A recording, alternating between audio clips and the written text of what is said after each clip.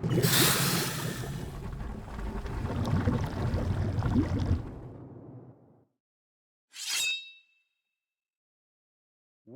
to Dwarven Forge Live. This is On the Anvil, episode 177. This is the show where we take you behind the scenes here at Dwarven Forge. We show you what we're working on. We show you some of the challenges we're facing. We show you a glimpse of the future. This is the show where you get to interact with us live. We want to hear your ideas. We want to hear your jokes. We want to hear your feedback. We want to get involved with you. This is the show where we often go off topic. We often have technical difficulties, but we always have a great time. This is mostly the show we spend the next 2 hours enjoying. By audio on? Your audio's on. I think you put it pretty far over on your side this time. It's a lot farther from your mouth. Mostly we're gonna spend the next 2 hours enjoying frosty beverages. I'm just gonna. With a lot of you. Welcome. Okay. And we have a special guest. Sorry, I muted it. I thought you were messing with it, so I muted you. What? I muted it because you were reaching for it. I'm like, okay, well, don't. Fair. Let's not have it on while you're. Yeah. So we've already lived up to our technical difficulties. That's not really technical. Yeah, I think it's just further away from. I'm just gonna boost the volume from here. We are off to the races. It's an auspicious start. So what do we? What's cooking tonight, Chris? What is cooking? So okay, we're gonna be talking about Perilous. I think this might have gotten. Hang on. The volume's just generally low. Technical problem. Working up. Do you have a preference of rosé? Boosting that currently. I can't tell what they are. It's like cider, Okay. rosé, or standard. Okay. Rosé. We are. What's going on? We are looking at Perilous Frontiers. We have a special guest here tonight to look at Perilous Frontiers with us. There's going to be some beans. There's going to be a lot of talk about the projects as a whole. Yeah, is everybody buckled up for Beantown? Because it's going to be insane. Is Boston Beantown? Yeah. Anybody here from actual Beantown? Anybody here from real Beantown? We're taking we're going to become the mayors of Beantown tonight. Yeah. With all of you. But before that, we've got some actually like exciting bits of news, and then we oh, you have it over there. Okay. Oh yeah, I was like, stole it and I gave you it's gone. And then we have some bigger news tonight than I thought. So we'll that'll be exciting. Hayden, we're giving you money. And we're giving away money. We're giving away free money. We're shooting a money cannon off of the roof. T-shirt cannon full of Dwarven Forge office. $1 billion bills. Yeah. Yeah, $50 Dwarven Forge gift card. It's still distorted. Did something What kind of happen distortion? to that mic? I might just need to check that mic. Test. He sounds distorted. We're getting buzzing. Okay, hang on. All right. I'm just gonna test something real quick. Are you still getting the buzzing right now? Both mics are bad? I sound fine. Okay, tell me if it's still messed up currently. Because the levels look like they should be fine. I sound good. Okay. I sound fine. Okay, how does this sound now? Nate, go ahead and talk. Welcome to Dwarven Forge. Yeah, I had muted him while we checked it. I had muted him while we checked it. You guys are good now. Is he sounding good? Is this more like technical difficulties? I'm wondering if because I had Eli's. He went out. I muted him while. All right. Am I out now? No, the waveforms look like you were sounding good. He went out just as he spoke. Just now, or oh boy, the 7-second delay makes it absolutely impossible. All right, I'm taking off noise suppression. Check. All good. Can you hear me now? Yeah, I don't know what's going on. I hear Dragos loud and clear. I don't know. You know what's funny is I've talked to Dragos enough in real life that I hear his voice when I see his text. That's very funny. Yeah. Difficult technicalities. Seems good now. Now we hear buzzing in background. It's because I turned off suppression. I wonder if there was an OBS update or something that messed with things. I think technical difficulties. All right, we'll see. Okay, let's just get going and then see. Oh, it sounds like a fan. Now the buzzing is gone. It's the fan. Oh, it's the fan.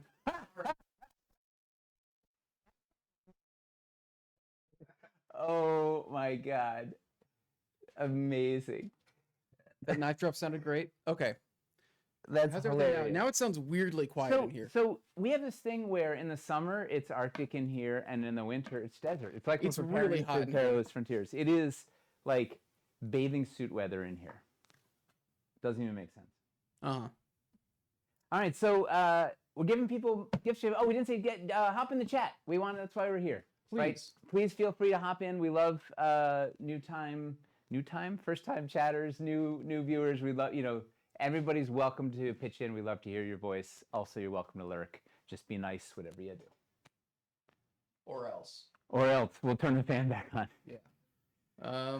Much better. The fan was being picked up when Nate was speaking. That explains it. Okay, and so the fan was messing with the noise gate. Is what was happening. Amazing. Got it. Amazing. Yeah. All right. So we've got a smart audience. They figured it out for us.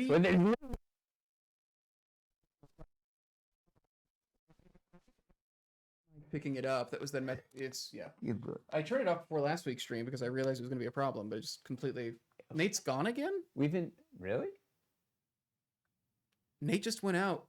Is the connection just weak? Okay, I'm gonna mute it real quick. Make sure that it's plugged in securely. Yeah. I'm gonna just check the connection. Yeah. It is. Standard issue. Check. When I raise my hands, test. Okay. When I yell, is there a limiter? He's either losing connection or he's tripping a noise limiter and it's muting for a minute. Test. Very annoying. Yeah, there's no. I don't have a noise gate on. It shouldn't be doing anything like that. Sound goes up and down. That's very odd.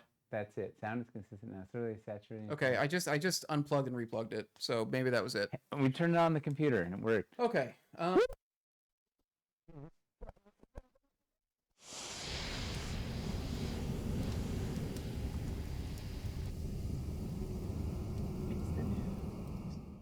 Hey, Chris. Went up, cut the tail end of his. Oh no! Did that get cut too? All audio gone. Update on the restock of the fogger. The fogger should be back next week. Oh boy. I may just need to set up. Last loud test. I might just need to do a different mic setup. Sure. If we just do this, try talking, and I'm just gonna try to set up this mic real quick. Test. So tonight, after we talk about the news, we're very excited to bring on a special guest. Does everybody like watching paint dry? Well, you're out of luck, because tonight you're going to get to watch clay get pushed around instead. Because that's riveting, right? Yeah. When you talk to the clay, it makes it all better. Oh. What happened? Okay, hang on a second. Give me just a moment. All right. Let me mute these things real quick. Look at your boom explosion. What if we just go to the side of the building and yell out the window really loud and everyone can listen out there? Because they're really close. Audio sounds good here. So so this right now, this is good. Testing, test. Loud noises. Loud okay, noises. I gotta turn things back down. Yeah. ASMR stream. How are we doing? We're live filming. That's the best Signal thing. Videos. Okay, good. Eh? The options guide. Some basic options guide. That's really odd. I don't know if it was an OBS update, but just like reset a bunch of things or what. Nate's good now. Chris is echoey. I'm echoey now. Sound is very good. That sounds very good. Did you turn your own mic on? No, my mic's right here. Damn it. That doesn't make any sense. I turn this down. How am I echoing? Okay, I'm turning down your gain to see if I'm not getting. Maybe I'm getting picked up there. Just gonna mess with this a bit. We're gonna just turn it to on a mine. different mic, but he's good. We're going through the same mixer. You just talk. Jumps, I go out. Sounds like he's in the sewers. Well, maybe it's gonna be our theme. It's the sewers. So let's talk about the news.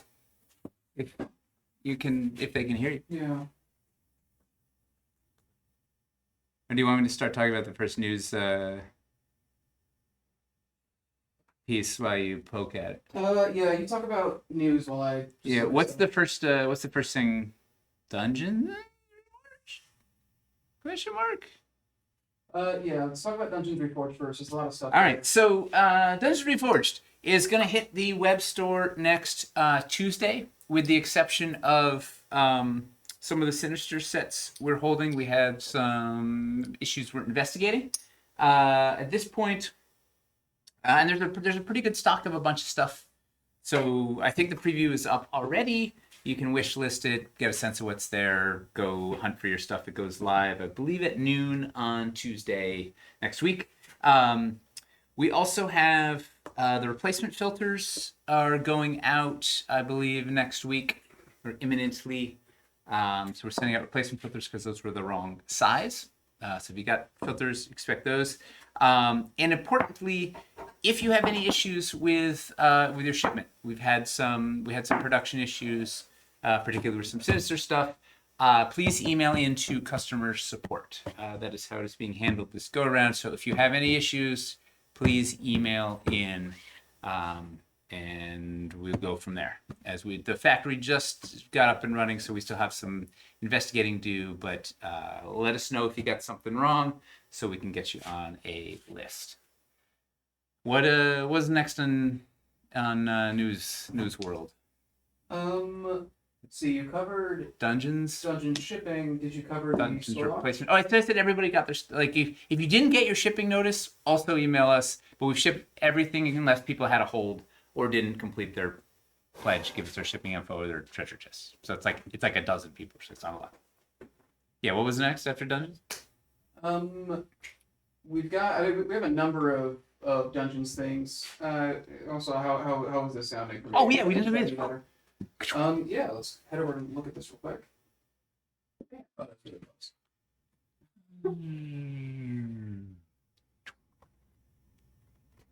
So anybody that got this, got the Mazes bundle, will be getting this. Look at those things. Dungeons Reforged. And this is Patrick put together a cool adventure here with photos of the counters. Now we've had schmutz on the lens for like 100 years and it's still there. Really easy to use at the table, but fun. There's some wonky, fun, bonkers stuff in here. So Chris, if they didn't get it in the campaign, where do they go? They go to 9th level games, perhaps? Yeah, although I don't know if it's live yet. Is the main thing. They're going to be listing it and selling it through the 9th level Mazes store, basically. It's not sold as just part of the bundle. It's its own thing. But we made the bundle as well. DF1, yeah. And it's really fun. Patrick is amazing to work with. If you've ever been to, he's at a bunch of conventions, stateside here, runs adventures at the cons, is in the 9th level booth all the time. Great DF builder, great guy to work with, very creative fellow. So it's pretty cool. Yeah, well, I think we're setting this up for the potential of DF2. We'll see whatever that could be. Any other dungeon news? Doesn't seem like it. You want to talk about?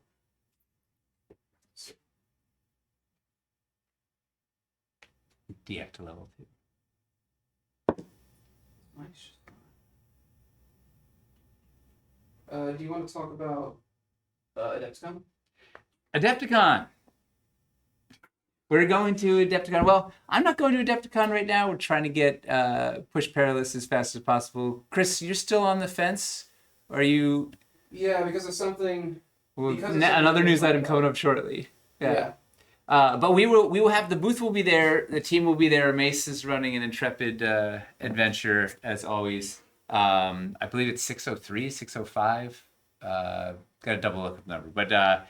If you're in Milwaukee or nearby, come check out Adepticon. It is a really fun show. The energy is electric because there's so many people are just walking around with models and crazy things they built, and there's a lot of really neat creation happening, and people just pushing miniatures around tables everywhere and all sorts of nonsense. And it is free to enter. You can go in. You can't play in any of the tournaments and participate in any of like the paint classes and the like without a badge. But you can go into the vendor hall. You can go walk around, check out all the game floors. Like there's so much cool stuff that you can check out there for free in Milwaukee, and it's a really good crowd. And it is just absolutely a grand time.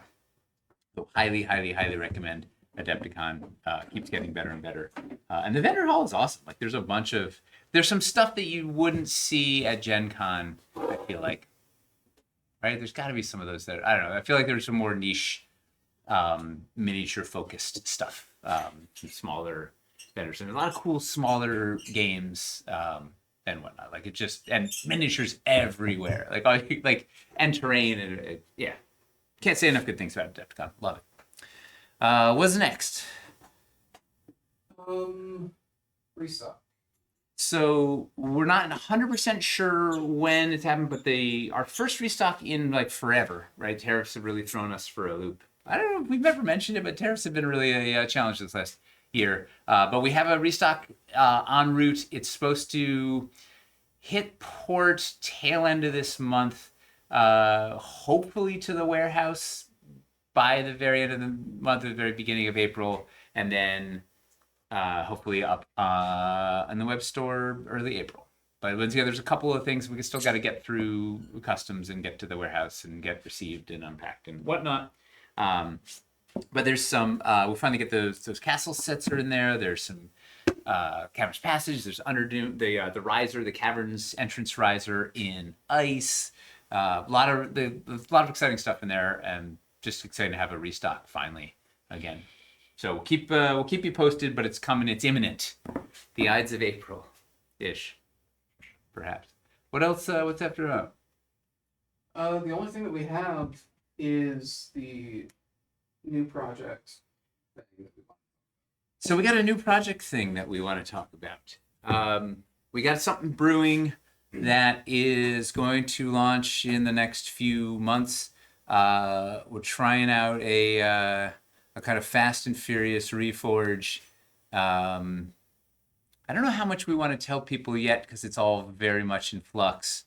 But it's going to be a chance to get another chance to get a bunch of DF, some cool bundles of some sets that are pieces that you haven't been able to get for a while. Bunch of stuff. It is all.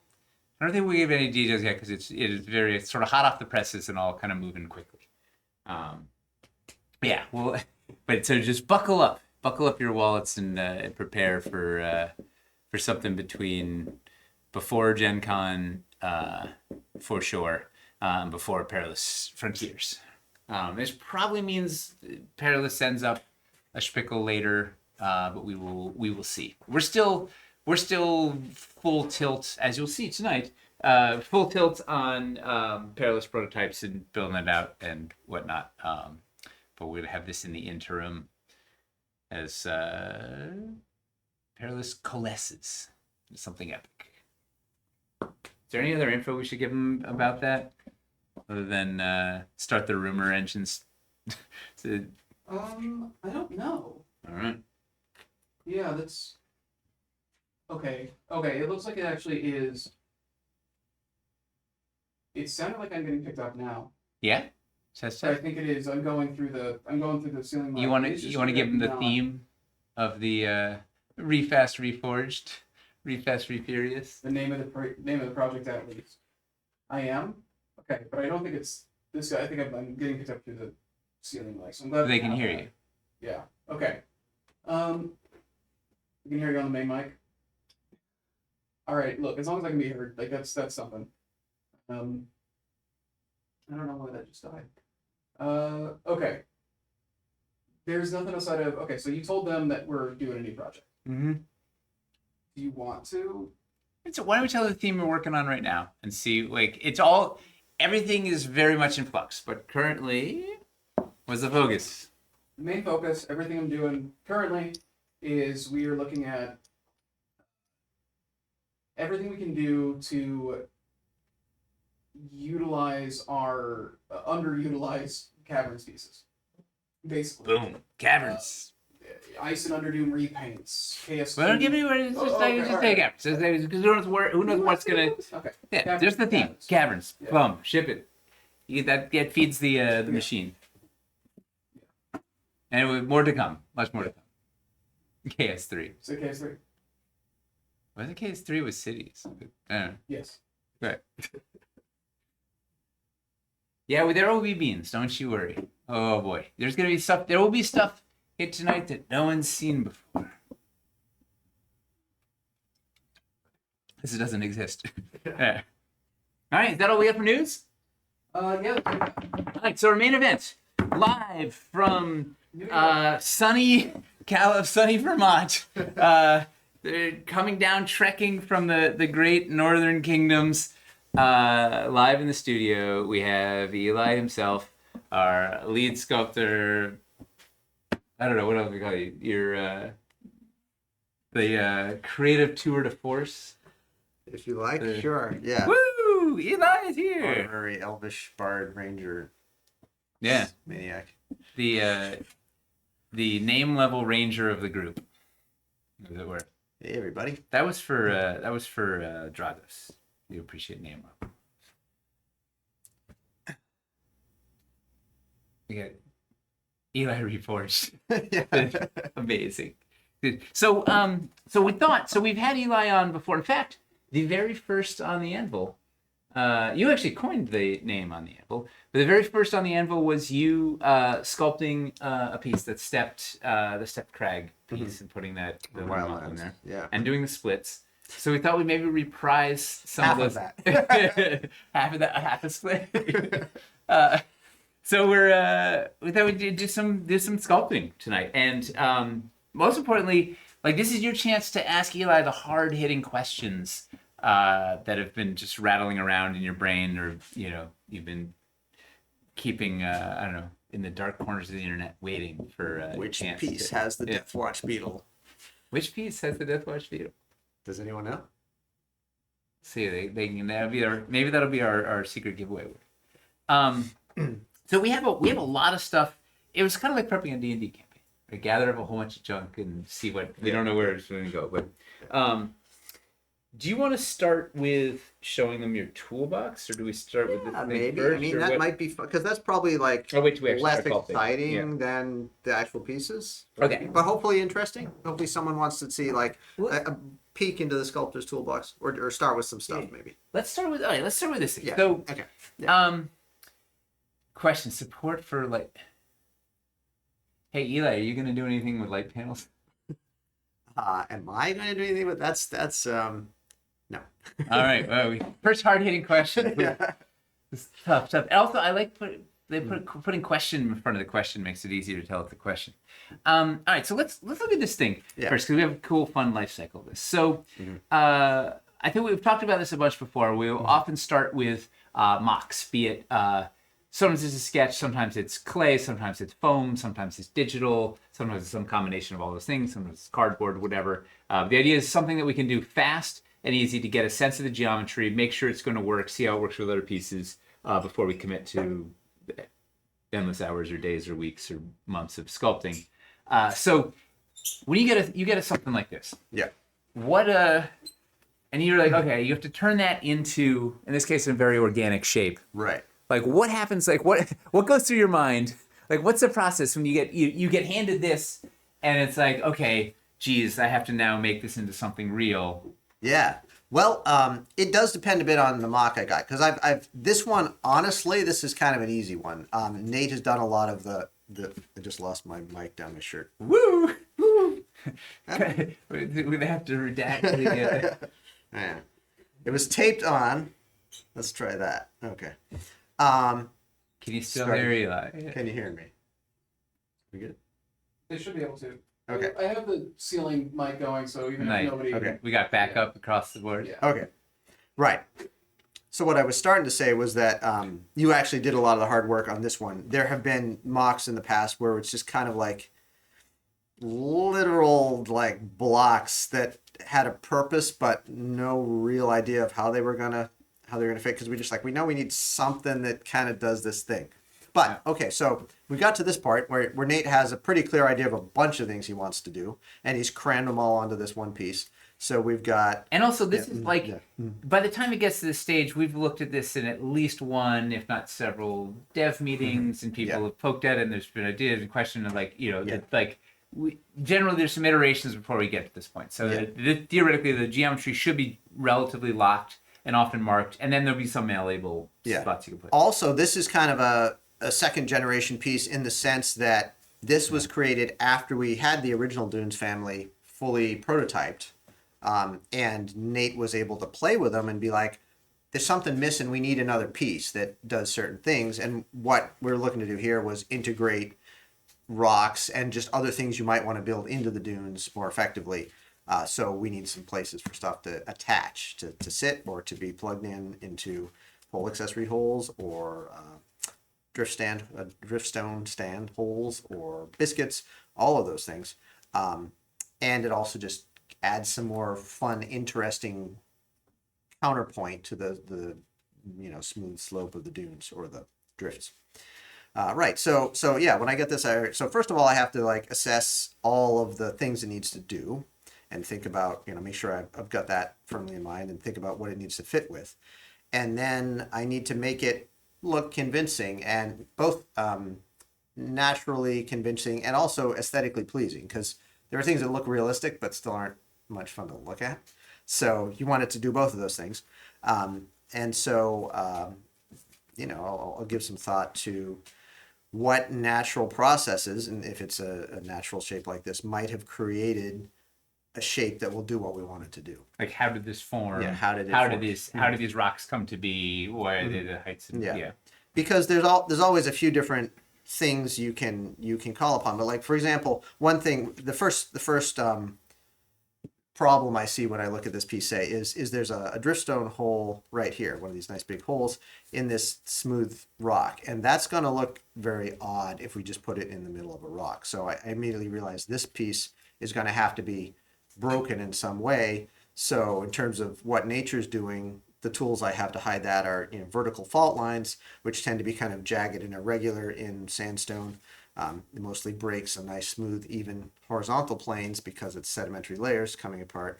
But when it breaks vertically, it's following all kinds of different physical processes. But if it's just like maybe a little water crept in, froze, cracked it if it was ice. And that was like the first thing you said on this was like, how sacred is this area around here? Because I'm worried about this hole. Yeah. And this was the case where I was like, the area is not sacred. The placement of the hole is very important because there's a lot of that. We have this 3.41 inch distance between driftstone stands, which is really important, as well as a 1 inch diagonal. So like the placement of this hole has to stay there, but the rock could move as long as it stayed at the 50 millimeter mark high. So this is a great case where it's like, you can kind of do whatever you need to do around that as long as the hole stays there and we're hitting 50 millimeters. Yeah. And you're like, oh, excellent. So yes. So a piece like this always comes with a bunch of notes. Like I'll say, all right, how sacred are all these things? This shape, the heights, etc.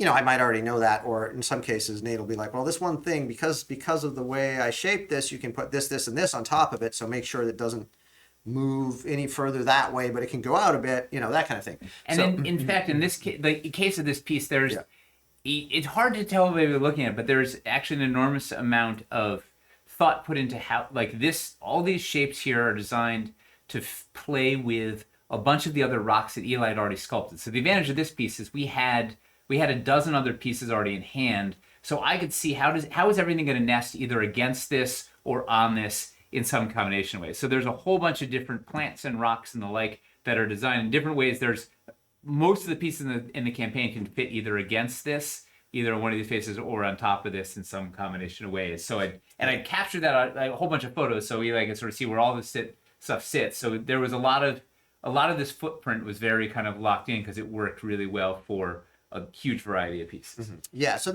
I'd say this piece is typical of the sort of things we're doing kind of late in the dev process, where we've already got most of the kind of bread and butter things and stuff we know we want to work as a system to do interesting stuff. And then you realize there's a bit of a hole in something we want to fill. So it has a lot more, we have a lot more marching orders in terms of what we need to accomplish with it. But that early pieces are pretty loose. The early pieces, yeah. It was just like, oh, what if we did this? What if we did this? See where it goes. This one we're like, all right, we know we need this, this, and this.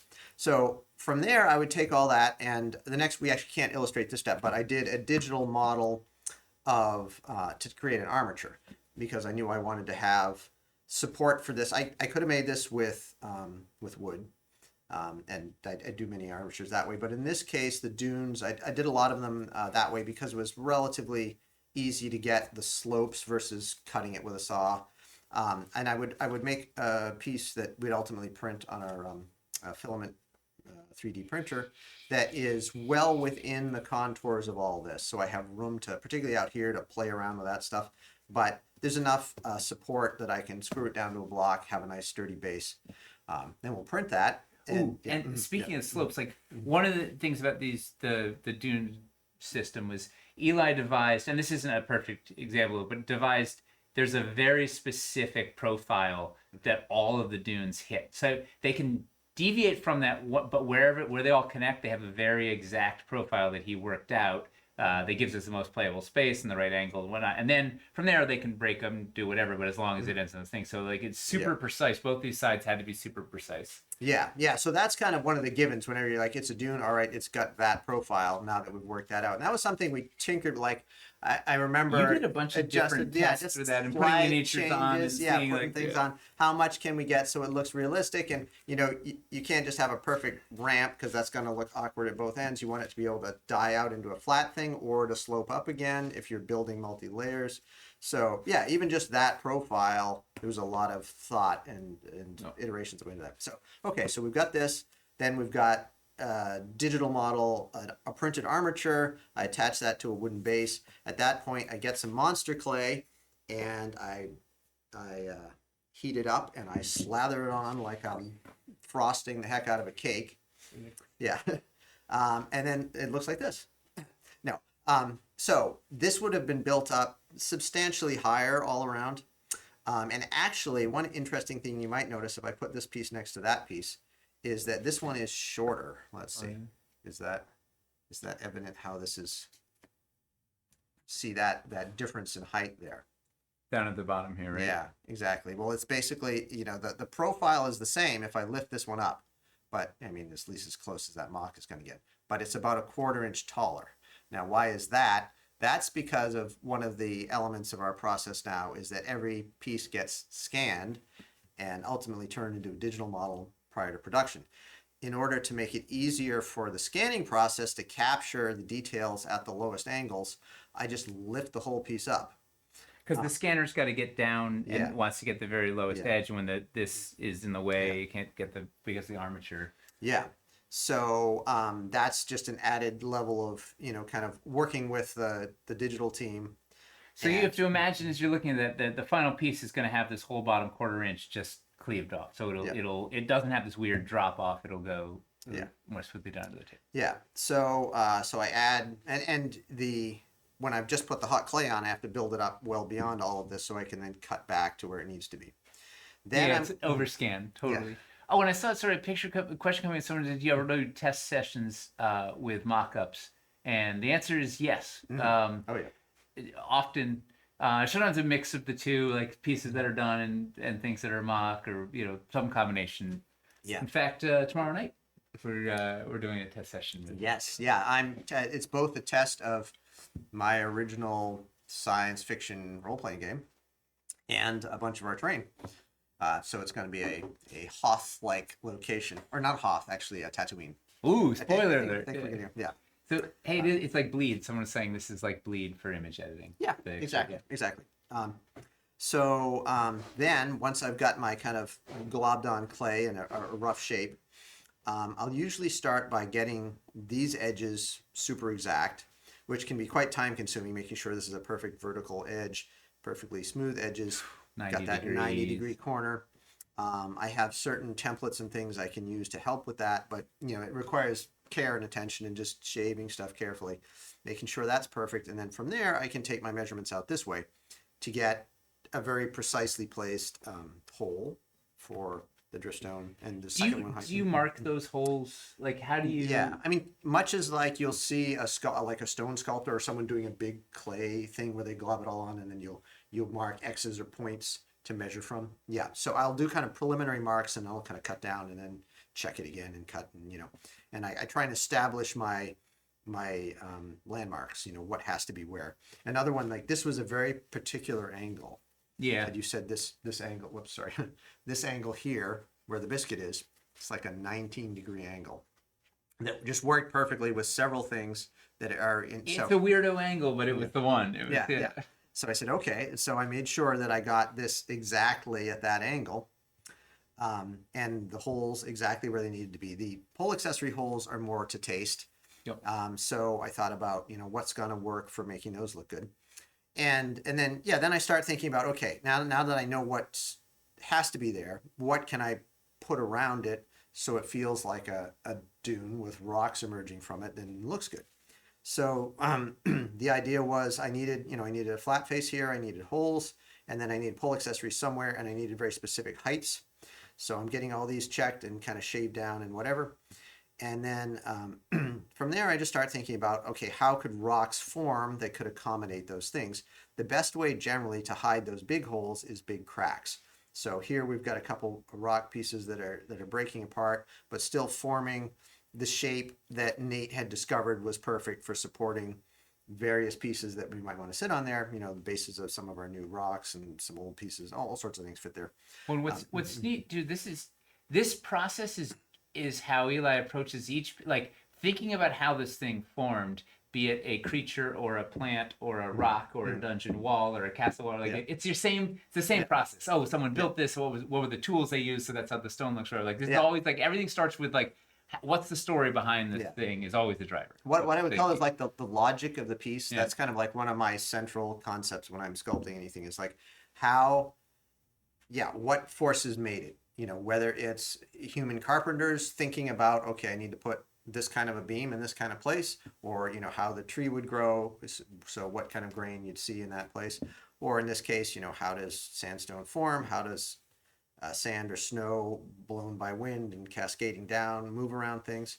So also speaking of this crack, so when I was doing this mock, this was after Eli had already done a whole series of these epic rocks and the like, and there were a couple of spots where we had to hide some sort of hole, and you were always doing these sort of interesting cracks or fissures. So that drove the mock. Like I knew like this was the trick you were going to want to do to hide the hole already. Right. And then the other driver for this was I was like, I want this to be a fun vehicle for Eli. Like Eli doing the sense of movement, right? Sand or snow moving in between solid rock. It's one of the things you're really good at. So I'm like, let's make this a vehicle for, I wanted to break it up and have a bunch of different chunks so it's a great excuse for you to do all your nonsense. It's going to look beautiful. It was like, that was going through my mind as I put it together. I'm like, oh, put the extra cracks and a couple extra things here so that they'll be, it'll have this really cool, fun flow, and you'll think about it trickling down the hill. And sure enough, you took it to the next level. Absolutely, yeah. And also what I'll do if I'm doing something like this is I'll look at if there are any similar pieces, because we have a couple other rocky bits. Like there's a straight dune that has the similar sort of structure, and I want to make sure that they look good together. So if whichever one I've done first, I'll cross-reference and be like, okay, well, maybe we want to do a different gag here in terms of how it's cracking, or we want a different shape to the crack so it doesn't look like, unless it looks good to suggest that the fault lines are running the same way. So sometimes you might echo things that way. But in either case, I'm going to be thinking about that. We've got this flat face here. It needs to be pretty flat so something attach against it, but I wanted to so they can see it.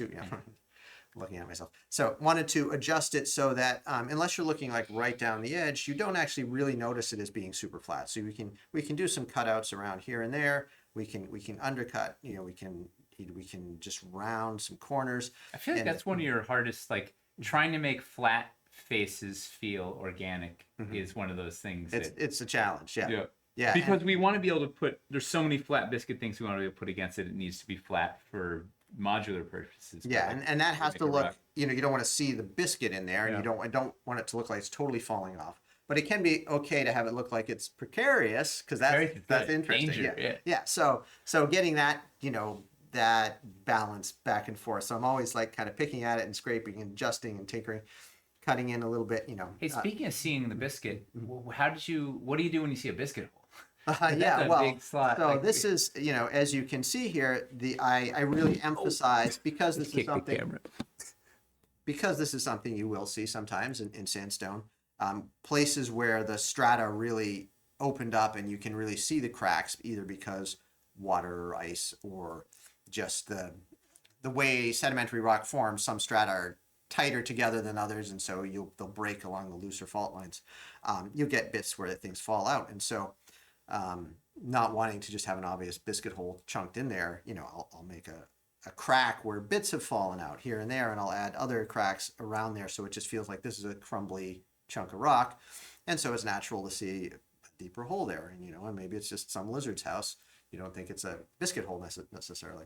Likewise, it's one of the crimes of the escarpments, where we had these square holes in the escarpments, and then we found out in production they couldn't do the square holes and had to make them circles, but the circles were larger than the squares. You've taken all this time to hide these square notches and breaks in them, and then Yes. it just this whole cord out in it was a mess. So we have learned from that experience, but they were meant to be more hidden. They were more hidden, and then that got changed last minute at the factory, much to my chagrin. Ooh, Paul has a question about how much do you have to adjust to make sure that minis don't slide off cool organic texture and the like? Well, that's always kind of a question of balance. I mean, here, there's not a lot of spots left on the sand for minis to stand on. You can probably put somebody right here. This is a thing too. You'll take photos of the sculpts with minis on them. Yeah, and I will adjust. Yeah, because when I'm doing the sand and snow textures, well, another thing I like to do, not only to think about the logic of the piece and how it was created, but also to imitate the processes that created it as nearly as possible. When, I can't obviously squish a bunch of sand at the bottom of an ocean to make a sedimentary rock, but there are things you can do.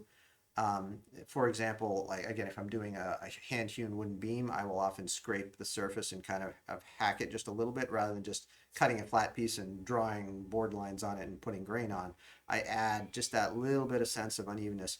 And here, you want to add sand or snow kind of cascading down, so I'll be adding lots of bits that might have slid down from above. So once I've got this perfect slope, I'm then messing with it everywhere but exactly on that edge, including adding lumps where something may slough down a little bit that act as cleats. So there's just a little bit extra to help hold the mini on there. And we had certain limitations because this needed to be an increment that works for height. It's a 2-inch high piece and it's 3.5 inches, and so you only have so much slope you can get there. And that was part of the consideration of this curve, creating this point like halfway up that's better for things to stand on, and then creating on the bigger pieces that are more wide open sand and snow, just creating some larger ridges within the drifting that also help catch a mini base and help hold things on there. And of course, these flat areas are intentionally designed to be able to hold mini bases, right? And you can kind of delineate, like, the squares are broken by a crack, and I mean, one of the kind of fundamental things about all Dwarven Forge, like, natural stone pieces, which I started advocating for, like, as soon as I started working here, is confirming that sedimentary rock, and mostly like limestone or sandstone in this case, was our primary stone in our natural landscapes, because that is what naturally breaks in these horizontal faults, and also will make nice chunky bits that work as miniature bases and even to hide a grid in sometimes. Whereas if this were serpentine or something, it wouldn't, you can't do that and have it look right. Whereas sandstone, this looks like sandstone reasonably. We got a couple more questions coming in for you. One, Amy wants to know if there's going to be any Easter eggs. So should we spoiler, like, I mean, tonight perhaps there will be Easter eggery. There might be an egg or two laid this very evening. Right at the moment, if you mean like fun little hidden beasties and so forth. This one has a wasteland snoodler on it, which I'm sure you're all familiar with. I have 3 of them at home. Yeah, or 2 of my kids. Right. Yeah, they're wasteland snoodlers. So for this terrain particularly, it was kind of interesting choosing what creatures and other details to hide in here because not all the same creatures live in the Arctic as in the desert. In fact, almost none of the same creatures. So I leaned a little more heavily on the fantastical for this case because, you know, if it's a wasteland snoodler, well, who's to say it doesn't live in both environments? There's, you know, two subspecies, the white in the Arctic and the sort of sandy gray one that, you know. Anyways, yeah, so... Snoodler. Where is it? Although I did want to mention that one of the pieces, I think it's the Wirestone Spire, has a grilloblatid, an ice insect, which might also occur in like a high desert. It's an obscure kind of insect that looks a little bit like an earwig. But if you see that funny bug, it could be in the desert or it could be in the ice. So there are some insects you find in snowdrifts, even if you go to the right places. But this is a fictional creature. Can you see that on the camera? I don't know if we're close enough here. Oh, hold on. Yeah, he's right down in the crack there. Just he's rotate. This way. Rotate like that. Yes, and then tilt up. You see a little snoodler in there? Yeah. It's a little tail, like yeah. He's in there. Yeah. His snoodler stat. Yeah. You'll also find there's a basilisk lemming on one of them, a multi-limbed lemming. There's a remoraz larva hidden on the side of some. There's an entire naked mole rat colony, which those aren't usually Arctic, but you know they're underground, so you know. We have more a couple more questions. This is a good one. What how different are the rock aesthetics from between the Wildlands mountains and these rocks? They look pretty close except for paint scheme. They are relatively similar because that's another, again, we're kind of keeping our sedimentary rocks similar in structure. However, we did some fun stuff with new textures and particularly things that you might see in especially windswept places like deserts and Arctic places. There's something called taphony or rock lace, which is a really interesting way that rock like this can weather. It's caused usually by like high winds taking small pebbles or bits of sand and just kind of catching them in cracks and then whirring them around, much as like the way potholes in rivers also in usually like limestone will develop, if you've ever seen that, where down a cascade a small rock will catch in a hole and eventually you get these kind of almost like fish bowls worn out in the water. Same thing can happen on stone, and it can look really cool and weird and alien. We actually, grab it. We can look at those. Shortly. Did you bring those? No, we'll grab them. Okay, yeah. You know what? It's kind of semi-related to the thoughtful touches, and also related to your how was it formed. This piece has a thing that I thought was really striking. You did on the side there, where you did the cross section of the stone underneath the sand, where it like so you see the right. What was going on here? What was this theory? Yeah, because this is the dead side of the. You know, this is covered in the when you actually build with it, you can't even see it. But what's happening here? Well, it's just the realization that if this crag is sticking up through the dune here, it's not just stopping at the surface. Of course, it's not sitting on the surface. It's going down somewhere, all the way down to bedrock, perhaps. And so if you were to actually slice away that dune, you would see some rock in there. And so there it is. Amazing. Yeah. I mean, because, there's no reason not to do that. And it just adds that little bit of verisimilitude. Almost every modular edge we have anywhere is conceptually like a cross section. Yeah. So it makes sense for it to look like a cross section where that is feasible. And, it's always a fun touch. We had a question of when the timeline in the campaign is not 100% sure. It'll go live this year at some point. A couple of moving pieces still moving. What else did I? Just a couple other things that I added in here, or just that diverged a bit from this that seem worth mentioning. Maybe I talked about hiding this hole at the top. Check out what you did there. It's obviously so much better. I broke that up into. This was original, and look what we got here. Like that is like it's dynamic. It's exciting. It's better space to stand on. It's more playable. More playable space, yeah, and it hides the hole in a way. Like I even have this little rock in here, which because there's going to be that hole, and you want a reason that the sand isn't kind of filling that Filling in. that hole. So that's blocking it from blowing in there, conceptually. Likewise, I did a bit of that where, there's a certain limit to what you can do, but to just make it feel as natural going up to the edges of it where they're hidden as possible. And the pole accessory that you hid there? Here, I push that out to the edge a bit, just crack that, so that hole is hopefully going to pretty much disappear, but you can still... Right, so like right in that crack, there'll be the pole accessory hole, so it won't look obtrusive. Like the goal is to try and, we want to bake in as much functionality as we can, but we also want to look as pretty as we can. So it's trying to find the balance of like modularity with aesthetics. And speaking of functionality, something I added in, and also whoever was this asking about how do you figure out mini standing, I put in a couple overhangs where you can put your base in there, and your typical like 1-inch base from like a WizKids Mini or whatever is going to catch under there. So you can stand a miniature right here, even though that's substantially less than ½ inch, just as like some of our stairs and so on. You can kind of have. And this is the thing you love doing, those little mini catching bases. So you can slide the base under there and have your mini partway up. So there's a lot of those among the rocks and things in this set. We had a good question from Chinchilla, which is there going to be some sort of wedge piece or something that helps putting minis on slopes? Or people just have to homebrew a workaround such as Big League Chew. Big League Chew. I remember that. Does that still exist? It was a pouch. It was supposed to be like chewing tobacco. Well, yeah, exactly. It was gum. selling chewing tobacco to children. It was great. Yeah. It's really kind of like the vape of chewing tobacco. Yeah.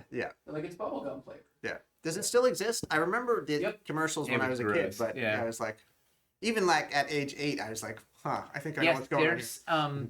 There is we have a thing. I don't think we've shown it, but we have a thing. A really cool thing actually, and it's Toby. It's something Toby masterminded a while ago.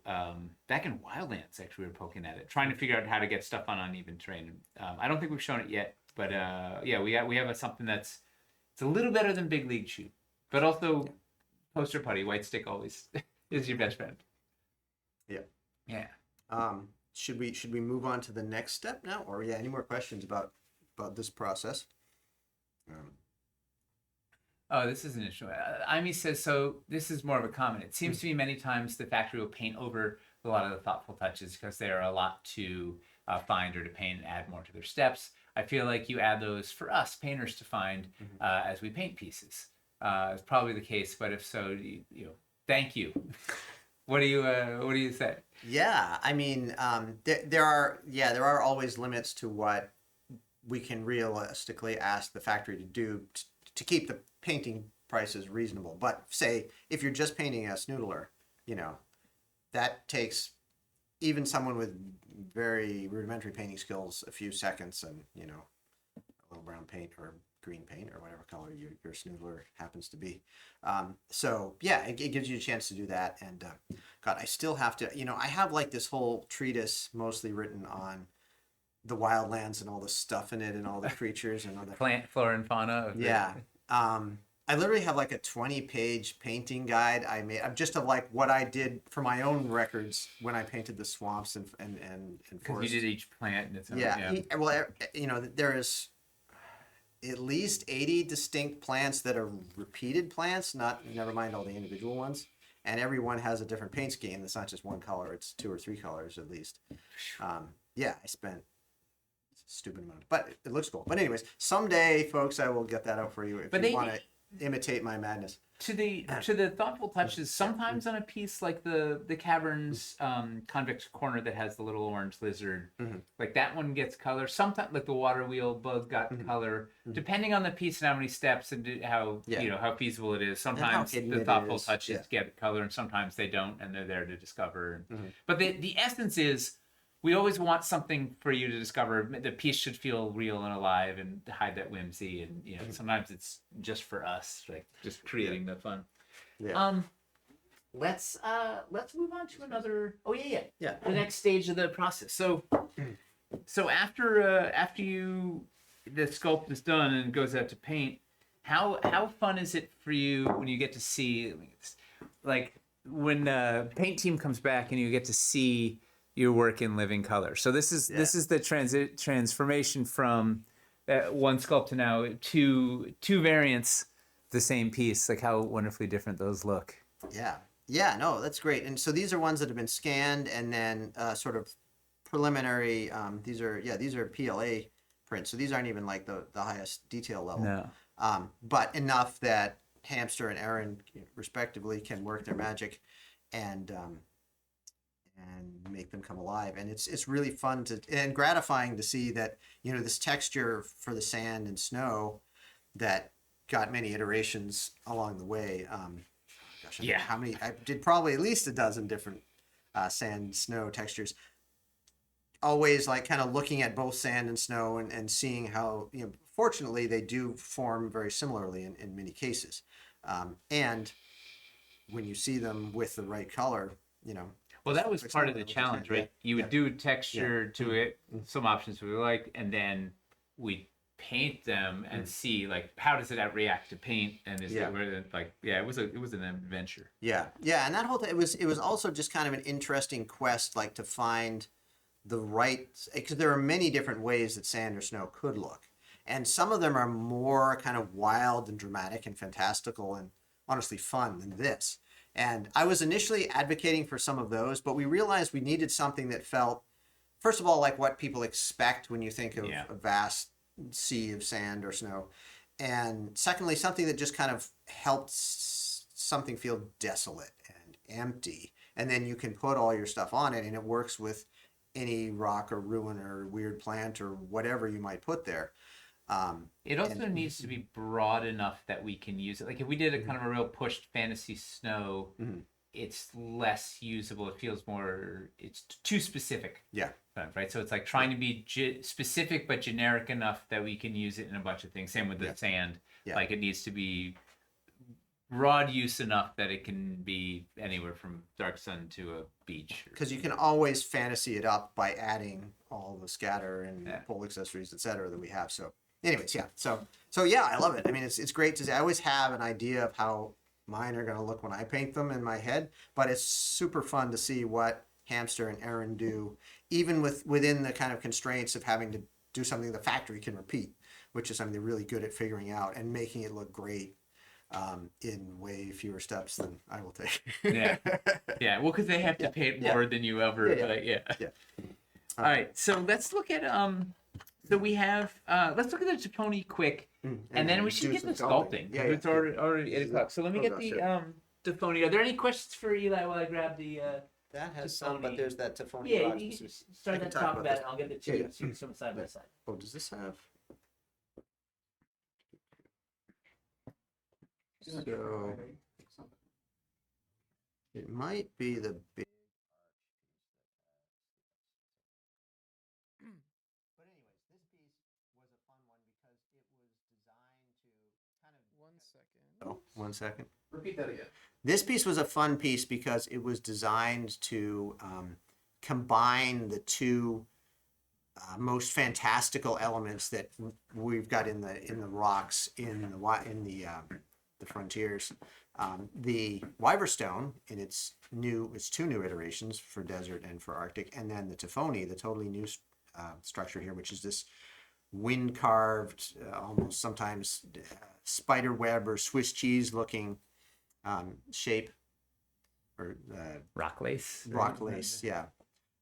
And so there are places where it really just kind of takes over the side of the rock, like you'll see sometimes like out in some of the national parks out in the Southwest, or sometimes there's just a little bit here where maybe one pebble caught and carved in a little bit there. Several of the other rocks in the sets have smaller amounts of this, and a few others have big amounts, just so it all kind of feels cohesive. This is the sort of thing it's really weird. I mean, it requires a particular, like a slightly softer sandstone, or one that's in just the right place where the wind is funneling pebbles at it. And it varies all over the place in just really fun and interesting ways. So, and then combining that with the purely fantastical Wyverstone makes this into just a fun piece here. So here's the fun example of using the same sculpt as a vehicle for how paint can affect the same sculpt. Yeah. So here's one that Aaron has painted as a desert rock, where you've got just this whole kind of eroded spire that's been kind of getting Tophonied up from all directions.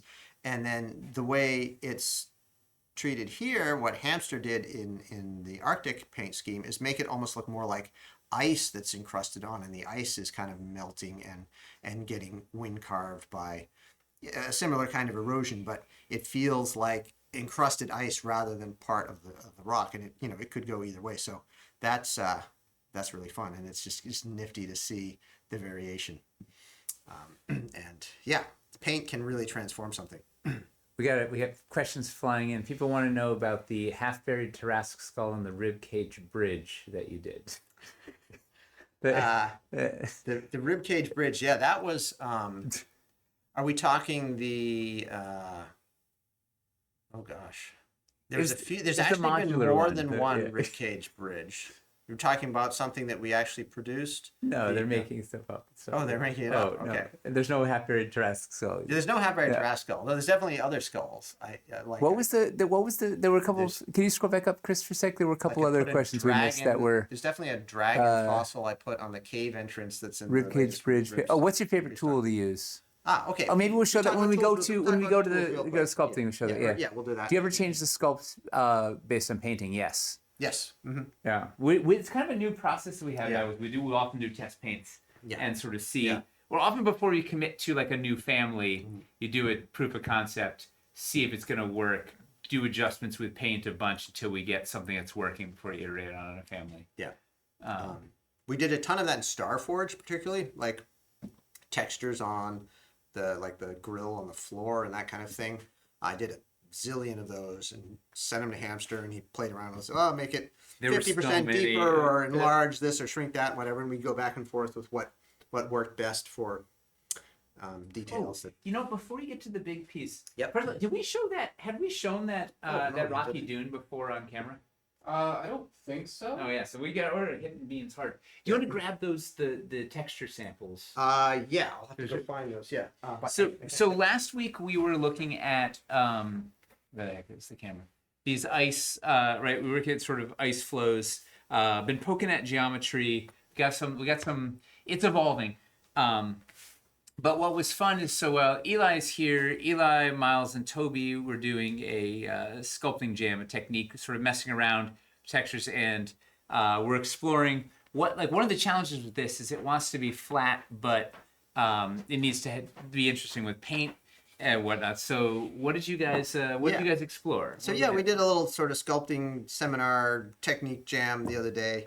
So what's cool is this is kind of happening live. Like literally last week they were seeing mocks. Yeah. Now they get to see like what was like before the mocks get turned into real things. We're still iterating the mocks, but in the meantime trying to figure out how do we tackle this texture to make it feel like ice. So what have you learned? Yeah. So Toby and I and Miles was helping out a bit. We're looking at images of actual ice flows and the way that ice is as compared to snow or sand erodes, and we knew we wanted it ultimately to look pretty smooth, but we talked to Hamster, said, okay, what's the best approach to this? Probably we're thinking cast it in clear, do some washes, make it something that plays nicely with our ice walls, because there's also going to be maybe some chunks to go with it. I don't know if that was a bean or we were looking at the family list. Yeah, and just kind of figuring out what structure do ice flows tend to have that is going to work for what we want them to do. So we ultimately came up with a texture that's just got a lot of kind of very faint. I don't know how well you can see it in the light as I move it around here a little bit, but some stuff when you tilted it forward a bit, it got the light. Yeah, there you go. Yeah, okay, something like that. So how does that differ from stone texture? So the stone, typically Was there a special tool you used? Yes. Yeah, typically we do our stone textures largely with stamps. We make pulling texture from actual stone with epoxy and then making stamps out of it. And we knew we didn't want to do that here because there is a danger that an ice flow could look too much like stone, at least until you paint it. And there are certain differences typically that we're, trying to internalize as we're going to create these. Toby is probably going to be the sculptor for these, but I was just kind of jamming with him to figure out the best approach. And so you tend to get like nice, clean, long cracks, sharper edges. Toby caught that nicely here. Some more kind of jaggedy looking bits, and a surface that's more more smooth and shiny. Typically on ice. I mean, there's variation in ice flows definitely, and we're not completely done exploring this. You are looking at a lot of reference of ice flows. Yes, Yeah. but yeah, so sometimes they're all crusted with snow and would look a bit more like the snow surface, but we wanted something that was more contrasted and just has some pocks and some slight bits of erosion. So, you know, the wind has scoured it. Maybe it's been a day or two of melting, so it broke away and it's floating out somewhere, but it's not way down in the you know, the open ocean starting to melt too much. So still nice and sharp edged.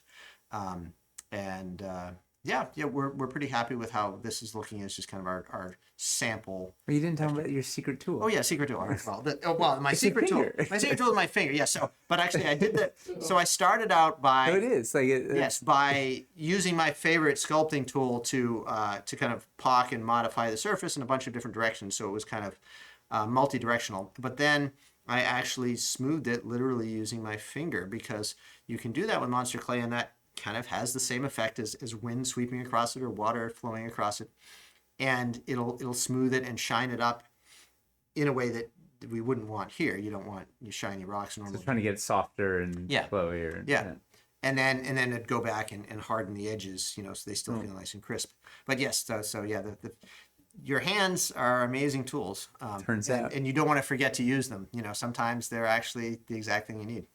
So stay tuned for these. So Toby's going to start sculpting this ice on Monday, so we can kind of show you the evolution of it as we go. But this was sort of the genesis of where the texture's headed. We'll have mocks locked in for Monday. Toby's so we can kind of show you, ideally, kind of week by week, we can show you some of the progress we need. All right, so let's take a pause for a sec. So you can announce the giveaway for people who missed. All right. The word for the $50 Dwarven Forge gift card is Snoodler. If you're confused about how to spell it, just look in the chat. People are doing it.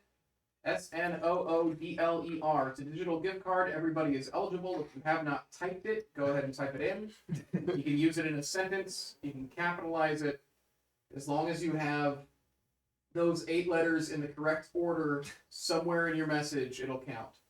So is it if Wasteland Snoodler also works, all one word? Yeah, you can do whatever you want. Arctic Snoodler? Yeah, you can just say Venomous Snoodler in the Snoodler? middle of a string of nonsense and it'll work.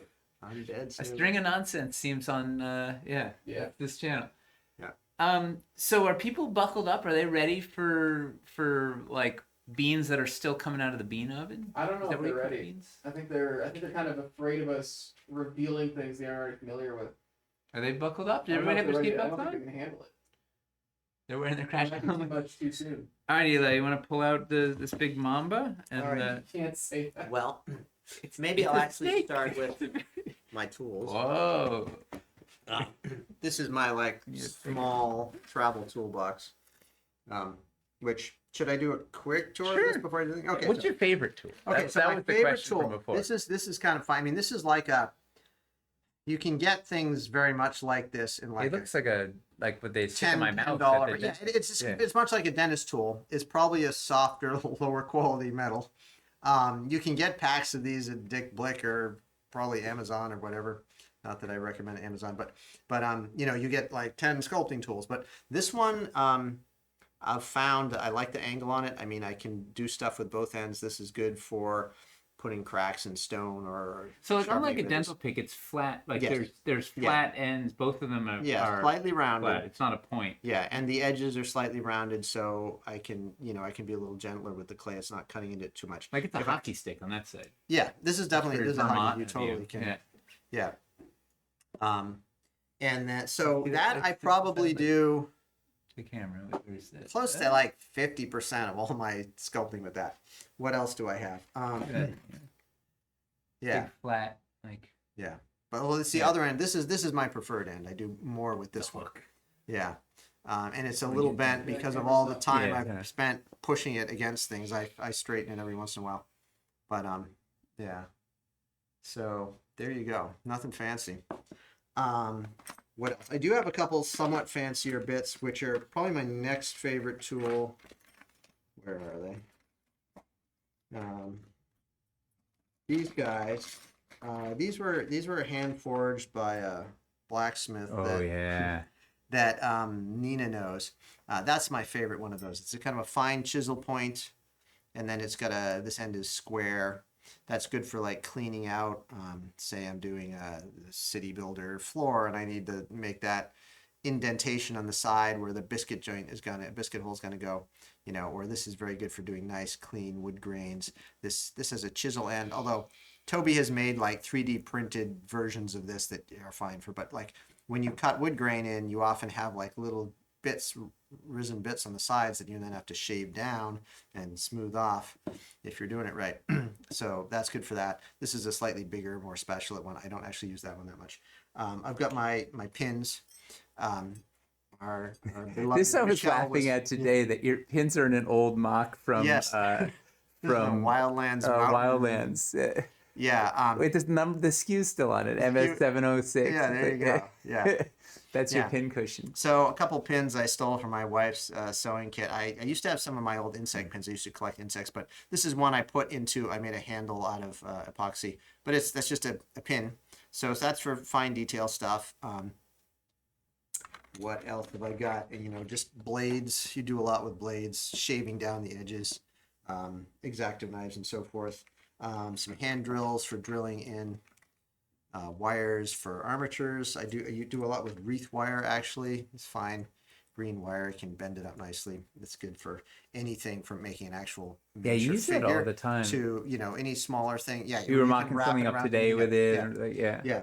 I've got my stamps, which are these are funny awesome. looking little things, which are, texture pulled off of different kinds of rocks. This one's more like a sedimentary, it's got striations, and most of these are more kind of multi-directional. So it's a negative imprint of a rock, right? You took a real rock on that side while it was wet, and now it's hard. So now you can then roll that same texture back on. You get the positive of the rock again. Yeah.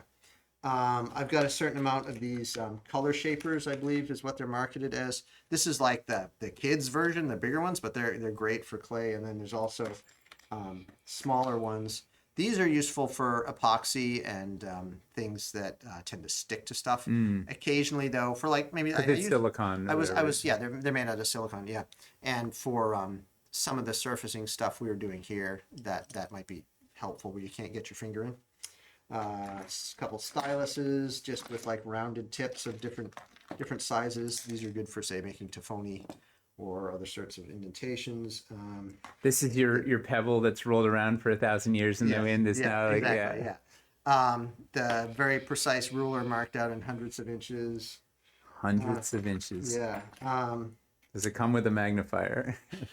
I do have magnifying lenses sometimes. Favorite couple pairs of pliers. I've got a whole bunch of stamps here, including like some. Let me just show you this one. This one's kind of funny. Talking about tiny stuff. This has got an interesting story. It's got fancy tape from my wife around it, so it's identified as not being trash, and so I can find it. This is I need fancy tape to identify things that aren't trash, because I have so many things around that look like they probably are trash, but they are. Yeah. They need fancy tape. So this was actually the resin cast of a toothpick. Okay. You could also just use a toothpick, right? No, because what I need to do then. So it came out of a mold I made when I was doing a lot more casting at home. Yeah. You sometimes use toothpicks to create air channels for bubbles to escape when you're filling your mold with resin, right? So, and I wanted something that was very teeny. So I took this resin piece and I flattened the end off just a tiny bit. And I used one of my super teeny drill bits, like smaller than this one even, which as you can see is very tiny, to make a little hole. And then I perfectly surrounded that with magnifiers and a knife and carved away the edge. So this is like a super, super, super teeny rivet stamp if I want a little tiny hole. What diameter is it? Like 0.5 millimeter in diameter, the hole at the end? Probably something like that. Or like I can measure it in. In hundredths of inches. Yeah. So that's the tiniest rivet stamp in the world. What's 0.03 of an inch? Something like that. You're a maniac. It's the best. Yeah. So I've got a bunch of those of different sizes, but that's my smallest one. Did only one side have a hole, or both sides have a hole? This side has a little super, super, super teeny spatula, if I want to do. That's awesome. Teeny. lines on something. And then, yeah, I've got them up to like, this is a little like a chevron shape I made for, I forget why, but I just carved it out of the end of this texture stamp. I've got some like leaf and flower stamps that I made, fern leaves. Although generally I just hand sculpt those now. That little rivet piece. Do you remember any DF pieces that use that? Where did that go? I know I've put it on a few of them. Yeah. I'm just trying to think. Any of the artificer stuff, like Yeah, reliquaries? maybe. I mean, yeah, definitely. Like Or- I've got bigger ones too that definitely Yeah. have gone on more. Like here's a square one. Actually, that one broke because there isn't. But I've got a triangular. Trying to think where I put those. But I definitely have put them on. You know, you look around and you'll see these little tiny round. You know, that's mostly stamps that I made. Or occasionally you can take apart a pen and use the end of it. But usually that's way too big. Yeah. So, well, I mean that's Let's, calipers. Yeah, but that's enough. Let's slap this monster on the table. Yeah. Do it. Do some stuff. All right, so I'll keep a few of these guys out and show you what I'm actually. Anybody want to guess what this is going to be? You can place your bets now. displaying It's stuff. not a snoodler. Gonna roll the game. Gonna roll the giveaway real quick. Roll it. I don't know. Can she dart? Up. Congratulations, can she dart? Congrats. It's a cactus golem. Be a whisperer. Bigger than a cactus golem. Ice boat. Smaller than an ice boat.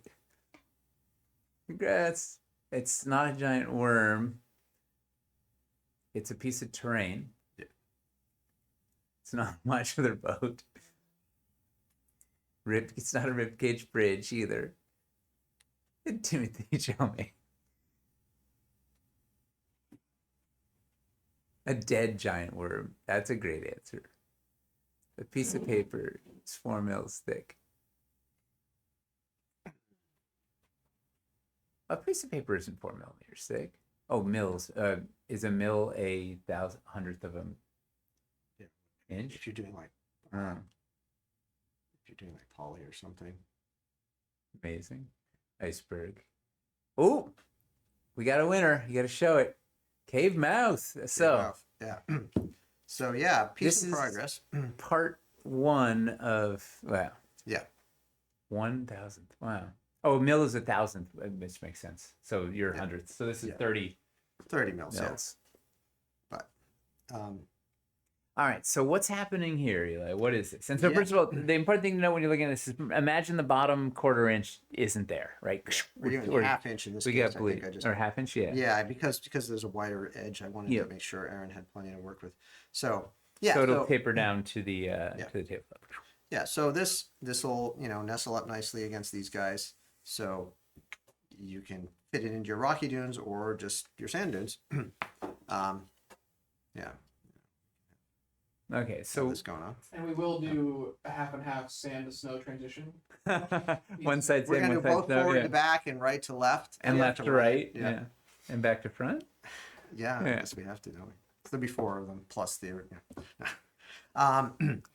Yeah, so it's a part of a cave. So and we will be making the other parts. There's also going to be an inner piece that lets you can kind of continue this tunnel and a cool top. Have you shown? We haven't. No, this is no Oh, one's okay, so seen this is anything. brand We new, haven't okay. talked about New it. We territory. haven't yeah. Okay, so as expected, there's holes hidden in here. There's going to be some. Oh, you hole want? accessories. I'll get them up. Yeah, you get the part. I won't show the other piece yet. They'll be Sure. get them all. But the idea is that this is something that you can use to create either a cave going down into the mummy's tomb or the blue dragon's lair or whatever. Or you can also use it to make like tunnels through dunes.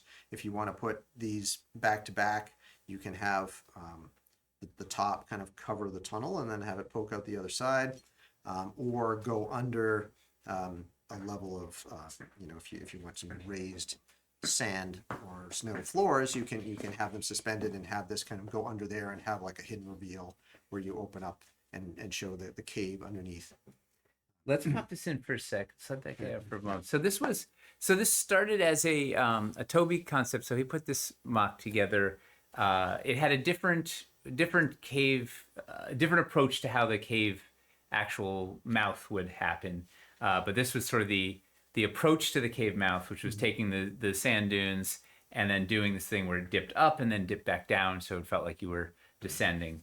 And then I iterated on that sort of after we were into rocky dune territory to rocky it up to give it more, so it would flow with the rest of the bits. And we had ways to attach stuff here, so you can see all the red spots, like vertical rods and pole accessories and the like, as well as introducing rock bits that would help feed what was happening. Because one of Eli's early concerns in the mock stage was like, what's holding the sand up? Like, if this is all sand, why isn't it just falling down? Like, there needs to be logic things. So, okay, so we got to shore it up with, have some rocks, which then help us transition to whatever's behind. And then you got to translate this out into the epic beast. Yeah. So again, this has a lot of the, kind of the hard work of locations and things figured out pretty carefully, and I just had to make it, look plausible. And again, you've got your, your stone on the inside, your sand that's kind of cascading down to right here, where you can transition into either an inner tunnel or your ice caves or your, regular caverns, or just carry on and pop out the other side of the dune.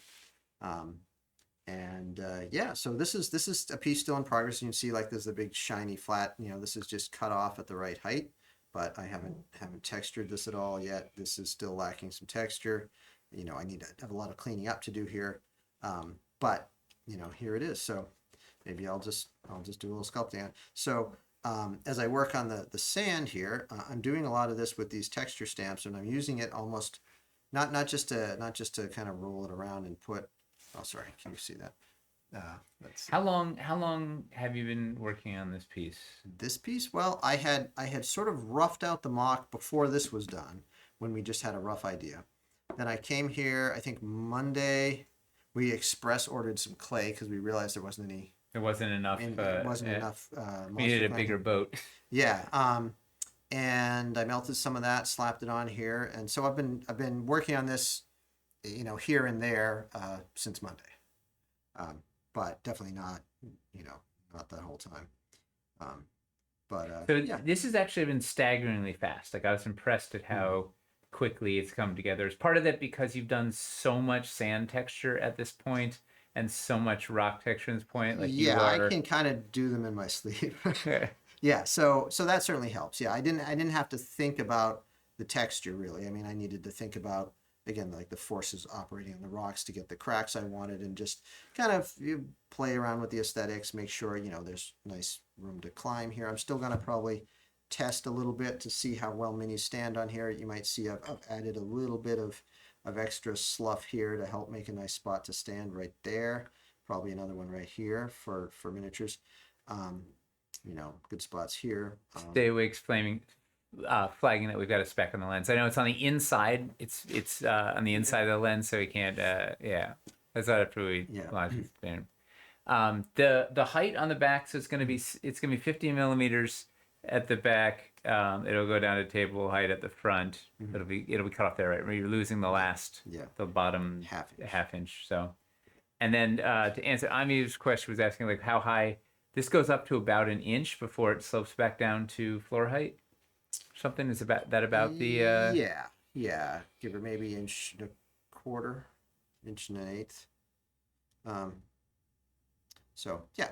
that may change slightly if I check putting a mini on here, and it seems to, but it's very close to our standard slope. So that's about what we want. We want to get as much of that as we reasonably can to suggest that descent back into the ground. Mudkip wants to know if it goes back down to underground scale. The back is, it sort of doesn't matter because you're not building it 100% in line, but the floor height is going to be roughly underground floor height, and this will be roughly the width of a passage. We'll show you some examples once we get it all up in. Actually, I could get a camera passage right now. Yeah, but I mean the thing to keep in mind is all of these floors in a situation like this, like in any of our say cavern tunnels, none of those are perfectly flat. So you're going to have a little bit of variation, and this will carry that onward, because there if it's a place where we don't have to be able to set a building down or anything else that has to be perfectly flat, it just looks way more natural if it's a little irregular. So we're super cognizant of the desire to be able to transition into ice caverns or something. Yeah. For instance, so to do something like that, it's going to be neat. Yeah. And then this distance here is partly dictated by the way these pieces are working, or like kind of the size of this and shape of this, which we'll get into later, probably in a future episode. Yeah, we got lots of fun stuff to show them in the future. Yeah. So which tool is this you're using right now? So these are just a couple of my texture tools, which have and the same textures that I use on the rock I can use in the sand and the snow, with variations in how I use them, because at this scale the roughness of a rock and the roughness of a sand dune look the same. But what's different is that the structure on which you see that texture in the rock, it's got hard edges and it's got the form of a rock. And here I'm using this almost more like a sculpting tool. I mean, I'm putting texture on here, but I'm also then using it to push the sand and to create the kind of waves and cascades. This little tip lets me kind of have these little, almost like little shark bites that fall out of the face of slip face of a dune, and so you'll see those here and there, and just kind of pushing that around, and so what's the slip face? Where basically the wind pushes the sand up and then it slips down. Yeah. Eli spent a lot of time looking at sand. No idea. Yeah. I try to.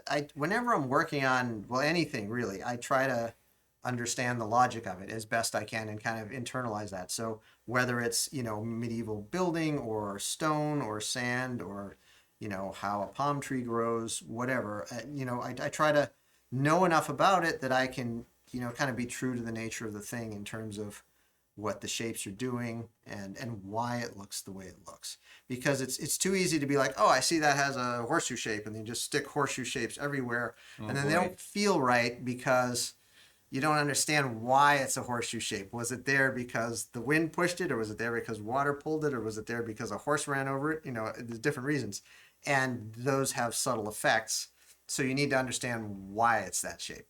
And that will usually lead to lots of little variations that make it more interesting and kind of bring it alive. An interesting question for you is, have you ever messed up a piece so much that you had to completely start over?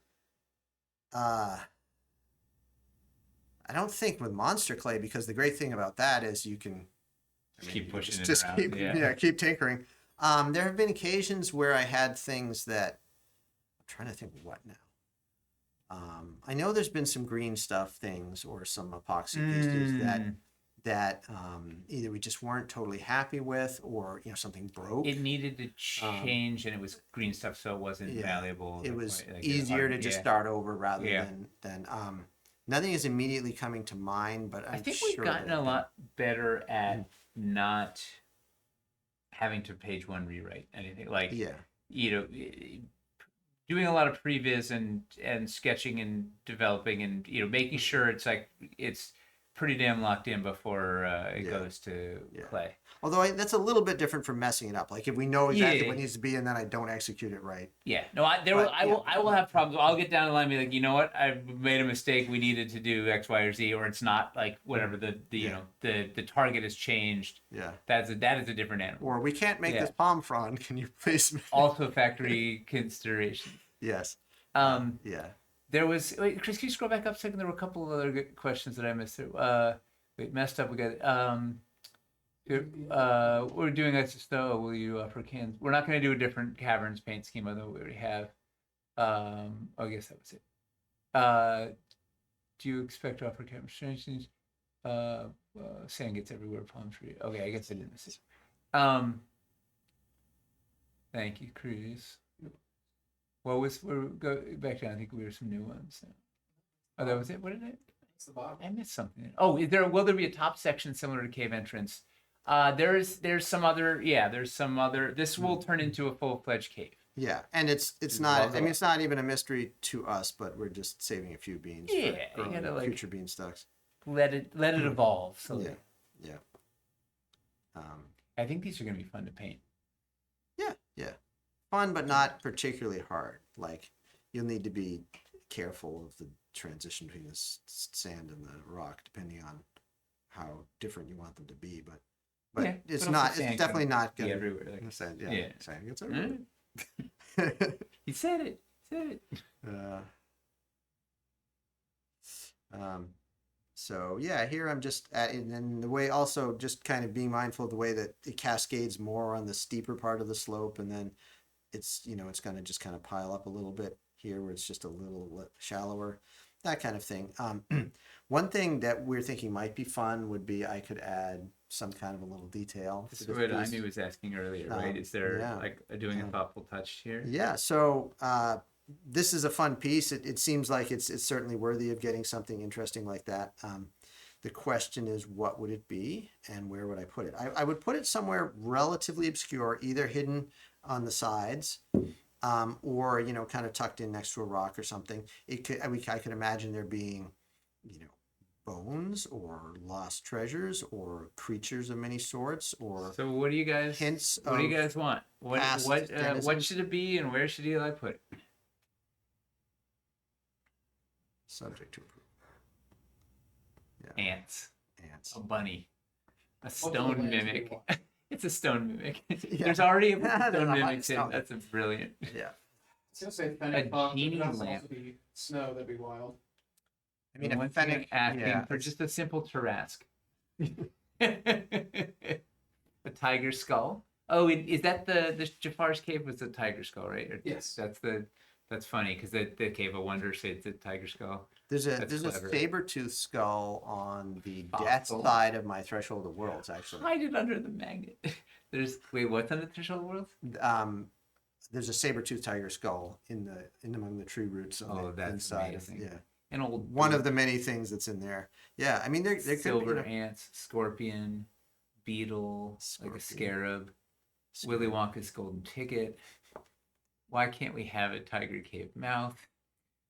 How would frontiers transition to wildlands or lowtown? Grass, big leg bone of mysterious origin. Except Sort we of could rock, be someone to scratch initials and a heart in. That'd be fine. Like little a like meerkat etched, like so and so was here dropped. kind of thing. EA was here. So what Stefan did on the bottom of the resin bridge and caverns. His initials and his girlfriend's initials and a heart on the underside of the Oh, that's fine. a penguin skull, Penguin a skull. prairie dog that could be a snow fox, I think I stuck a camel skull somewhere already in one of these. a dinosaur fossil, Camels have wicked cool looking skulls inside of life. Anyone. a legally distinct unlit lightsaber. Bon Jovi playing Blaze of Glory on a column of sandstone. What are the coyotes? A necklace. Uh, A walrus tusk. Walrus tusk. Yeah, I mean, ideally it would be something that Something is can not be in both. can be in either environment. I mean, it doesn't. If it's I mean, hidden, it doesn't desert have to be. walruses. I mean, something. like I said, I did put a camel skull somewhere. Although there are definitely camels that exist in snowy places, and there are camel species that are buried extinct. crate, That a buried carriage, A turd. an unnervingly large tooth, a succulent, a sealed box of DF catacombs. Artifacts. yeah, I mean that's maybe the broader question would be an dragon skull artifact or a remnant of a creature or an actual An creature. anvil. I'll make you famous graffiti. Cattails fossil, An Muad'Dib. Arctic turd. but unironically. A small Valorian coin, an ice pick or pickaxe, a footprint that could Problem with footprints is you'd kind of want to see. I mean, you could put one in a sheltered place, I guess. What does one find in the desert if not an artifact, such as a box of catacombs? Like some long like scratches from some creature along a rock face. Could be interesting. A bag of holding, Yeah, I mean, we could do that. There's Scratch definitely, I marks, mean, footprint. creature scratches. I mean, all these things are sort of things I've done for. I mean, I'm inclined to do something like a scorpion or a scarab beetle or something. What's And something you those aren't haven't super. done? What's something you haven't done before? What have I not? That a coffin. I haven't done a coffin, but Book of Amun-Ra. A skeleton with a fedora and a whip. All 5 reliquary artifacts. A broken sword, tropical trees for oasis. have I ever put a book as a like hidden thing underground? I don't think I have. Ark of the Or Covenant. scroll. Probably done a scroll. The, Somewhere. the dragon that scratched the stone when he ran to the cave. It's funny. Um, Broken staff. A chinchilla. Says chinchilla. A teapot. An alien skull. or like one of those lamps that a genie comes out of. That was one of the yesterday. What's kind of fun about that is it does harken back to Aladdin and I don't know, like this cave in deep in the desert with a hidden Yeah, entrance or whatever. yeah, and yet it's not something that couldn't be in the Arctic. you Oh know, yeah, it's a treasure. yeah, yeah. Broken pottery. He wouldn't have lasted scrolls, long out there if it was the Arctic. A burrow. A sholak. Broken pottery. Yeah, I've got an urn on one of the buried in one of the dunes. I've got an Yeah. urn. I've got a sword. I've got mole rats. I've got. I think I actually put a dinosaur skull. So you've hit a dinosaur lot of bits. these. Um, It sounds like you want it like a living critter. yeah, let me. Like, well, here's the it thing goes to good. think I mean, about. like the Aladdin lamp thing is not a bad idea. That kind Often, this is going to be probably one of the only places of shelter of. in a barren wasteland. Yeah. So there's probably something living here, Mhm. which means there's probably something for a little scavenger to eat or whatever. Like there, Yeah. it is the kind of place Any that of would the things gather would be like a artifact scarab or a- or yeah. So certainly, yeah, it could be something. either a treasure or a critter. Both Yeah. make sense. I mean, maybe if I kind of tuck it into Human the rock skull. here. Mjolnir. Yeah. Centipede, a small xenomorph, a slot in the rock where it looks like a key could be inserted. Burnt out fire pit, a Gila monster, a bearded dragon, scat. Scat. That was a popular item in my Griffin Sword and Tamer. stone. Do you remember the monster poo? Yeah, yeah. From Griffin For Tamer. Griffin Tamer, yeah. Yeah. It had like a dagger and somebody's skull Yeah. in it and whatever. Salamanders, a small dog, a gin bottle or a fruit bottle. Ooh, Yeah. that's kind of Yeah, that's a kind of like twist a on the flask as opposed to the lamp. in terms of the lamp, but The something lamp like is a more yeah. appealing shape, I think, but Yeah. the flask is maybe less Ooh, stereotypical. what brand of clay is this? A scat or This piece? is Monster Clay. Even I got the box. Yeah, Monster Clay. Hey, look at that monster Oops, clay. that's fine. It seems like putting a little spot that could be a DSL premium frame and premium poops, ship's wheel. So that gives them their modular ships, broken up arm, bone, and hand reaching out of the cave.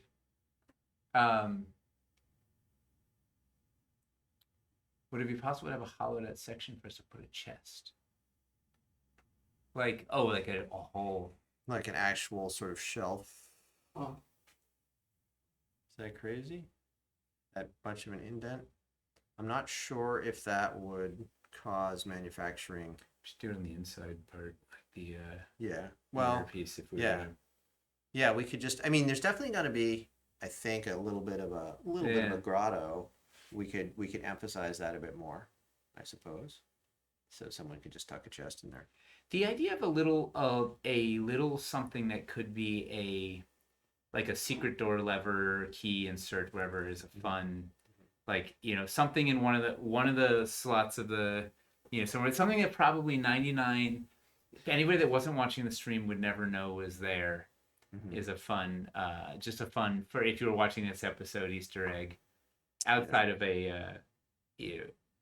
in addition to and obviously then something you get to use for but in addition to like a lamp or a scorpion or whatever you're gonna The trick there, I suppose, is like what does a hidden keyhole look like at this scale? Looks like a crack in the rock, right? Looks So like how a do you crack in make the it? rock. So it could It's be vertical it's already instead of- there in a sense, But so You've already hidden it. Yeah, We just have to find it. yeah. Could have like a little square section of rock that's jutting out just a little bit further, and that's like a something that can be pushed in. I mean, Fine. This is insert quarters. okay, here. we're gonna say this bit right here. I'm gonna Yeah. make just a little more square than Ooh. usual. Nothing. Nothing will beat on the threshold of worlds, the skull that you did. If you rotate the piece around to just the right angle, a skull appears, and when you rotate it away, it disappears. Yeah, and then there's a dryad depths, but it's space like on the other side with roses in her hair. on the living one. Yeah, Is there really? yeah, Oh my god, I have to go look for that now. yeah. Oh, that's amazing. Yeah. Yeah. I think one of the wrens is like there's a wren in the tree and then there's a wren Yeah. right by her face. Speak So- friend and enter sliding shit. Ah. Oh, some kind of like scratched out like Like primordial a petroglyph or language something. runes or Yeah. something. Yeah. That's fun. petroglyph would be That's fun. fun because this is probably ancient and like that's really cool. Yeah. And I even done before, I think. Yeah, I mean maybe there's a petroglyph on this little door. You know, just this bit right here with Yeah. A little something on tiny. there. Yeah, that's a really cool. So you all know. All right, I'll do that. Yeah, why not? Just a teeny little, and then I'll put something else, whether it's a genie bottle or a scarab or somebody. Let's see.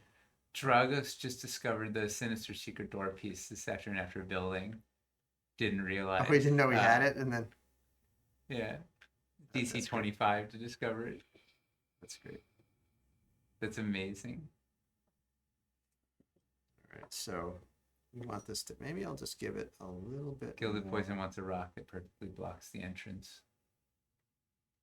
Well, I think we want it big enough that it's plausible to have your blue dragon or your Yes. desert giant or whatever come out of here.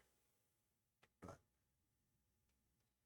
okay, so petroglyph. What I could do like Coco Pele kind of thing, or I could do something that's just like a little teeny rune. Probably some kind of little rune. Little rune. The Yeah. D20. It's secret. I to love doing everybody. runes, anyways. It's those who have heard me go on about stuff before probably know.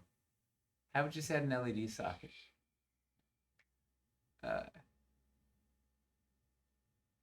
Took me so long to patch stuff in sets looking for that dang secret door. That's amazing. You know, I took to painting like a big blob of color on the underside of like the magnetic walls and the LED Yeah, walls. I And did the so on. same thing. Yeah. Just turn them all over. And, Because when you have a big pile, yeah. yeah. I'm painting them anyway. It's just that one more step is totally worth it.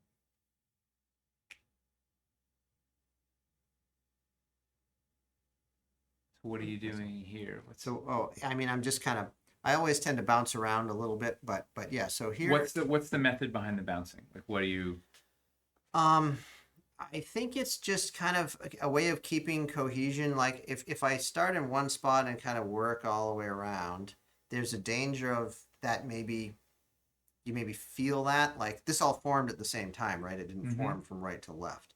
So doing a little bit of going back and forth lets me be like, okay, I want to echo this shape here, or you know, maybe I want to keep this different. How do I want it to be different? Let's think about So that. one area's not too overwrought or something. Yeah, like, that's also part of it. Yeah, because like if particularly if I'm trying to do something quickly, I want to make sure it all gets equal attention. You know, and inevitably they're a little bit like I'm just seeing this crack here or something. I don't like it. It's often good to just if you notice something, fix it immediately. You know, because there's so many details you might want to tinker with. It's best to just kind of handle them as you see them. So that's some of it. I mean, some of it is maybe just I don't know. That's how I tend to create things. Like when I'm writing, even I will jump back and forth. You know, I won't just write in a linear fashion. I'll get an idea for something that's 3 pages later, and I'll just go ahead and write that, and come back. You know, from writing a story or whatever. So you gotta follow the creativity. yeah, exactly. Where's See where it's bubbling to. Because yeah, if you force yourself into just something too rigid, then I think it's gonna feel rigid. No. Yeah. So, but I'm trying to focus mostly on this little, perhaps door here, and I'm just gonna get the rock around it looking reasonably good. And what's your thought on the petroglyph? What do you what's your inspiration I here? think I want to do some kind of rune, and I think it wants to be a rune that looks maybe slightly sinister, but is not like obviously fiendish or whatever, Yeah. because we want it to be open to interpretation for whatever story you're telling Yeah. as you're using this cave. It probably wants to be old, right? It wants to be old either and worn. So, people yeah. maybe don't notice it, or it was there 1,000 years ago and it's not relevant to the story, or Right, it's so you the can- clue. yeah. It's exactly what you're looking for, Yeah. and it is the important clue. Or Yeah, and and then you can decide if you want it to feature in the story or not. Yeah. So all right. So how do I switch off the camera for a second? I'm going to swing it around to where Eli is. Yeah. There's no way I can really sculpt the rune without seeing it. I mean, that would be a challenge, but I don't think I want to try that. I don't know if it's going to work. But... All right. So I'm using my chisel tip a little bit here just to kind of all right. I think this should work. Open these gaps up a bit. Because one thing.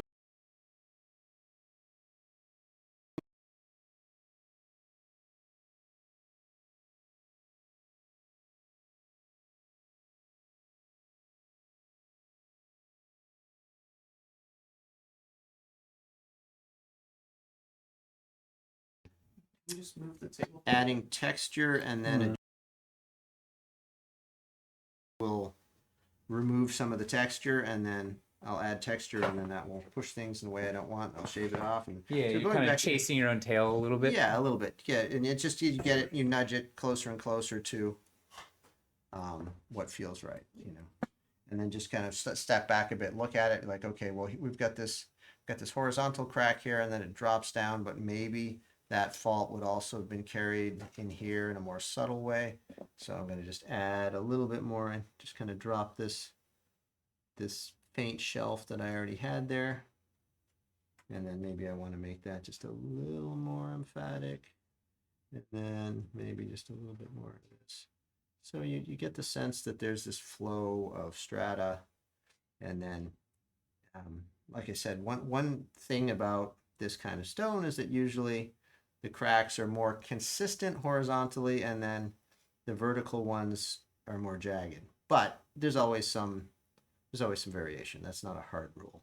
And what makes it interesting to look at is that there is always some variation. So you don't want to be too slavish about it. Again, like you kind of learn the rules so that you can break them in an informed way. Yeah, for a visual impact at the right moment. Yeah. So, but then maybe we'll keep this door like standing out a little bit. Like maybe it doesn't have those faults across it, which is the only clue you have that there's a door there, really. Chinchilla's asking about arches and land bridges, and we have some pieces. We've shown some stuff, but there's lots to come in the months leading up to Perilous. You'll get to see lots of that fun stuff. Yeah, but you'll definitely be able to make some really fun forms. We've, since the biscuit system, it's opened up a lot of fun elevation building possibilities for us. It's pretty exciting. Just got this kind of ugly bit of stuff in here. It's one of my, I would say, key pieces of advice to anyone that's learning to sculpt is you got to do it gently. You can't really force the learning or the sculpting. The sculpting. You can't really force. You can't really force the clay into what you want, or it's gonna look like you forced it. So inevitably you need a kind of soft touch. Even are you a clay whisperer? Maybe if the whispering is more of a tactile thing, whatever a tactile whisper would be. A clay tickler? A clay tickler. Yeah. There you go.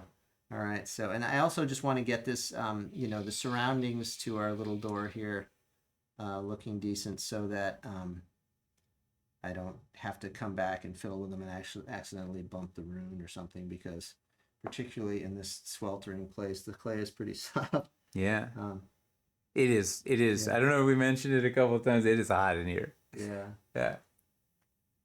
It's canoodling snoodle. Canoodling snoodlers, yeah. You can do snoodler eggs somewhere, maybe. Snoodler eggs. This is awesome. This is going to be for everybody who watched the stream, it's just similar to that very, very first stream Mhm. where you did the Luna Moth. So it's a similar thing. When you get this, you'll see.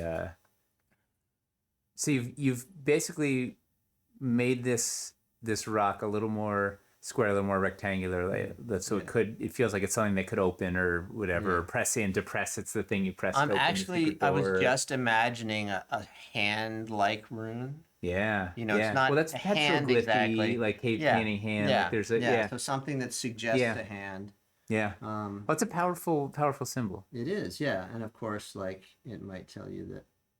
Put your that's where you hand put here. Your hand, yeah. Are you sure you want to place your hand on this rock? Yeah. Is the DM. Yeah. Yeah. Okay.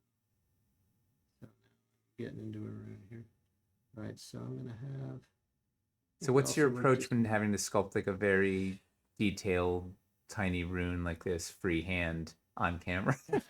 Well, usually what I would do is I would draw some runes on paper first, because Yeah. partly because I love doing that, but just to find something that really resonates with me. But I'm thinking petroglyphs. It's not a necessarily a really stylistically complex runic system. It's going to be something that someone might just do with a chisel. So I'm doing It's it gonna with be a chisel. primal and simple and like yeah. You're just gonna do it with a chisel. Your yeah, method yeah. sculpting.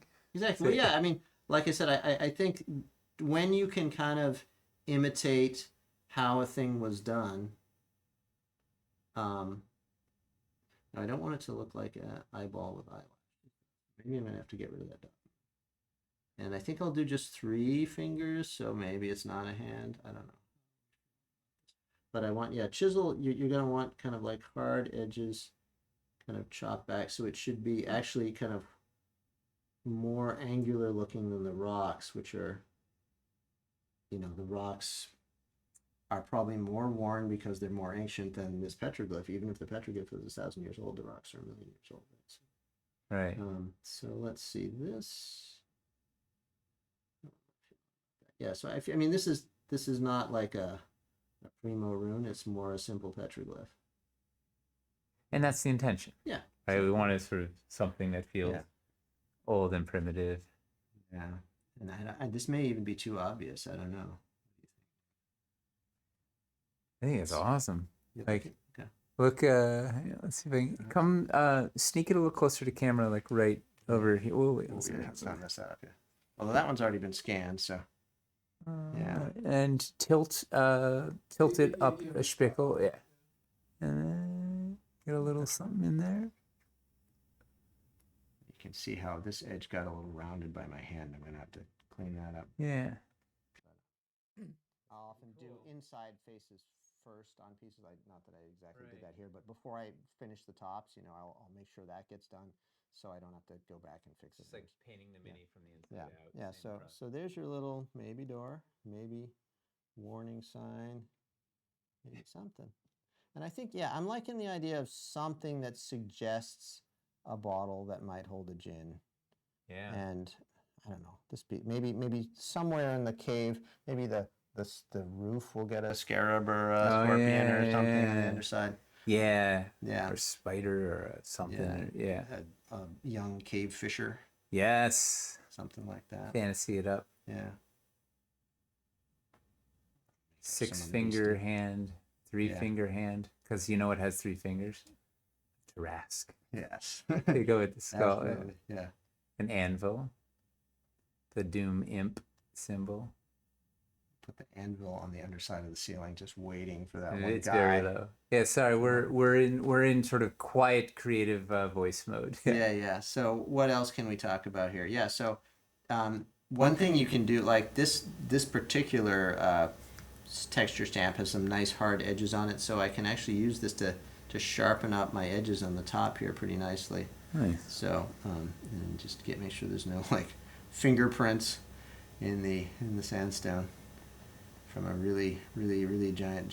We're quoting Princess Bride up here. Oh yeah. About the 6 fingers. Oh yes. My name is Inigo Montoya. You killed my father. Prepare to die. I keep trying to get my kids to watch it, and they've been resisting. Is it because it's a kissing movie? No, they don't know that. Yeah, really, they did. Just because it's called Princess Bride, maybe that doesn't sound like a exciting live action movies feel more real and then carry heavier dramatic stakes. Okay. Right, they're very sort of empathetic to the drama. You know, like okay, makes sense. I mean, that one, like when you're young enough, even though we see that as obviously a little ridiculous, like the hero dies or almost dies. He's it's dead. like really emotionally challenging. Yeah. Yeah, so we're working our way through. Their animated movies are easier. Because there's that sense of disbelief because it's a different medium. It's not real people. Yeah. Even though they can be very emotionally impactful, right? But it's like they're the kids feel less guarded to it. Yeah. But they were when this was ages ago. I don't know. Grayson was 8. We watched the animated Robin Hood. Oh yeah. Remember with the Fox, right? The old Disney whatever. Yeah. And we had to like pause it. Like Grayson freaked out when like Robin Hood was sneaking into the castle. Like, wait a second, this is gonna be bad. They're gonna get caught. Whoa. This is a terrible idea. What are they doing? I'm like, okay, it's gonna be okay. Yeah. And that was like, that's a very calm, tame, G-rated movie. But it was like they're so grounded in story that. And so invested in that the emotion of it that it's very real. I think it's from playing so much D&D from such an early age that story is such a driver that they're in it. Yeah, no, my daughter will like, particularly if there's a story in which a kid is crying. Oh yeah. She'll be like, oh, they're crying, and and she'll want to talk about why they're crying. And my daughter just turned 3, she feels that because she understands. She's been there. She was crying because whatever was happening that happened to that kid. Relatable. Yeah. What are you doing now? Okay, so here I'm just me bouncing around again. I happen to notice that the way the sand is cascading down here, it seems a little too steep. It's a little too steeply against the rock. So I'm just shaving it back a little bit. Going to expose a little bit more of the rock face. Also, I think we noticed that we want this just a little steeper here for are those beans, the icicles? Yeah. It's okay. So there are something might, Sorry. Well, anyways. It's all, like, that's part of the fun of watching this, is they never know what they're going to discover.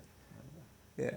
So, so I'm just, again, you kind of, you internalize a sense of, what angles should be, what things should look like, and then something niggles a little bit, and you're like, I need to tweak that. You gotta keep yourself alert to the little voice saying something doesn't feel quite right here. I think fundamentally you just hit one of the key essences of the creative process is when you hear that little thing at the back of your brain that's like, this isn't quite right.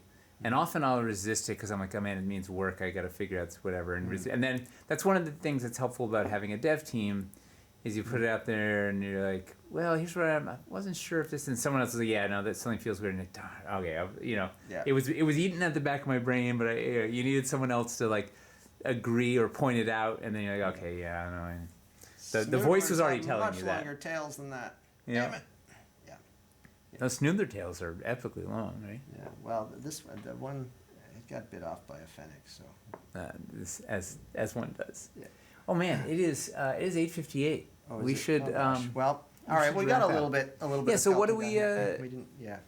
What do we want to do? Close out on what? I mean, we wanna pull this guy out. This is kind of fun to look at real briefly. Yeah. Maybe. Is that too much? Why don't you show it without the extra little bits? Yeah. Okay. Yeah. Without the extra little bits. Yeah. One little one more bean because it's been a bean-tastic. Okay, close the cam for a second. I gotta move it around. Okay. So.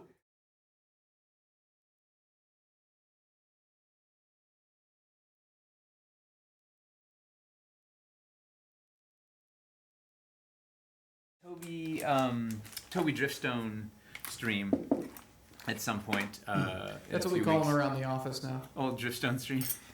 No, we call him Toby Driftstone. Toby Driftstone.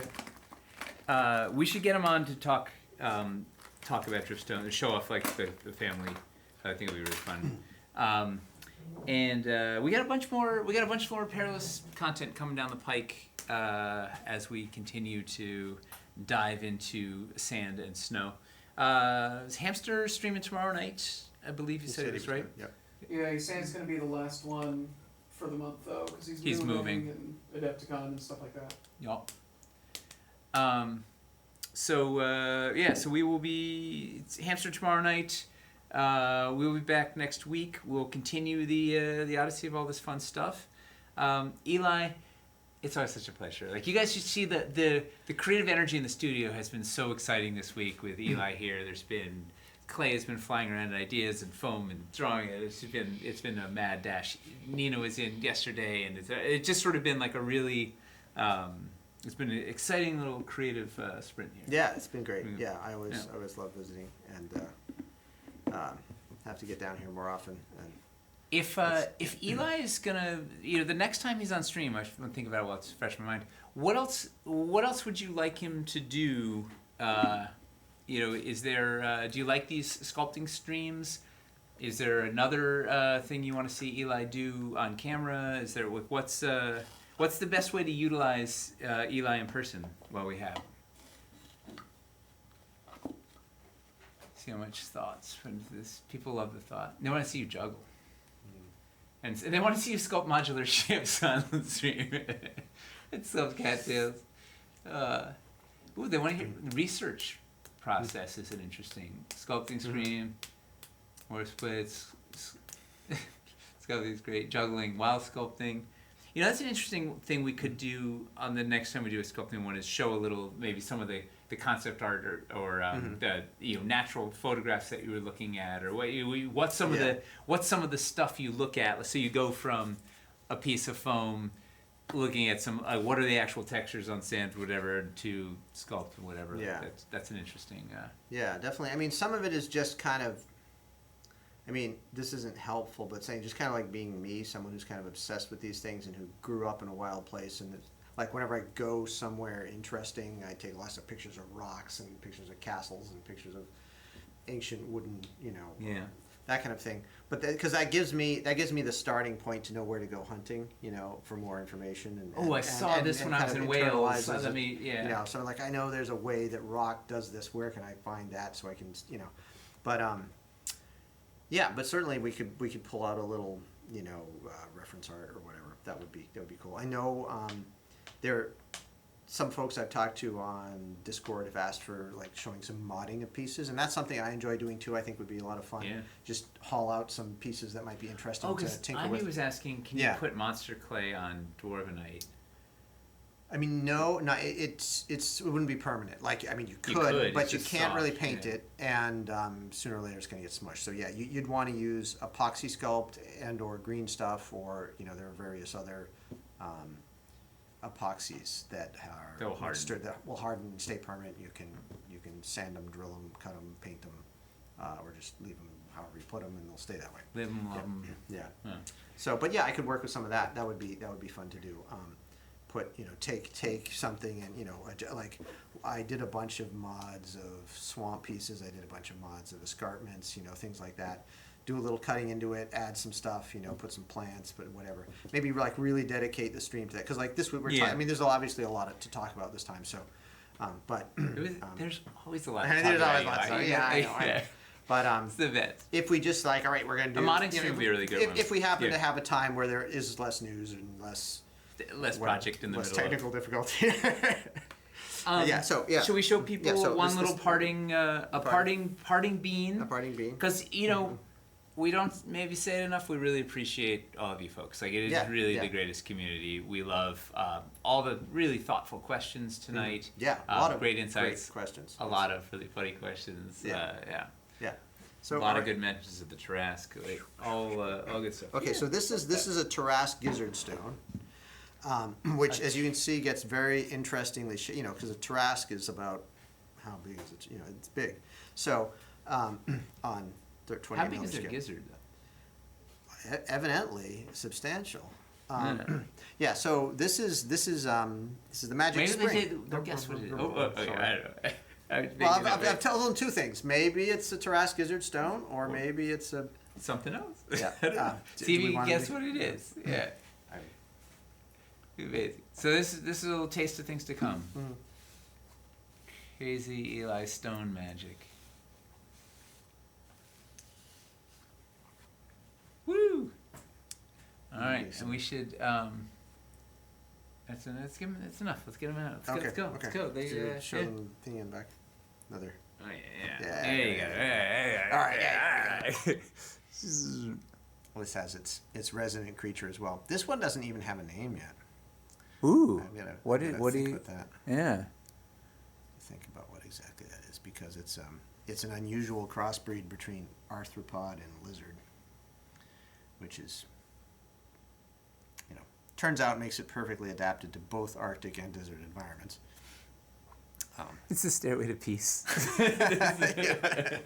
Yeah, so here we go. It's the stairway to peace. Yeah. Totally. Love it. The Tarrasque commode.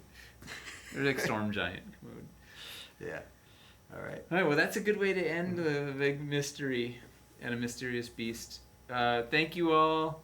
Thank you, Eli. Have a wonderful night. We'll see you next week. See ya one of these days. Take care, everybody. Thank you. Bye.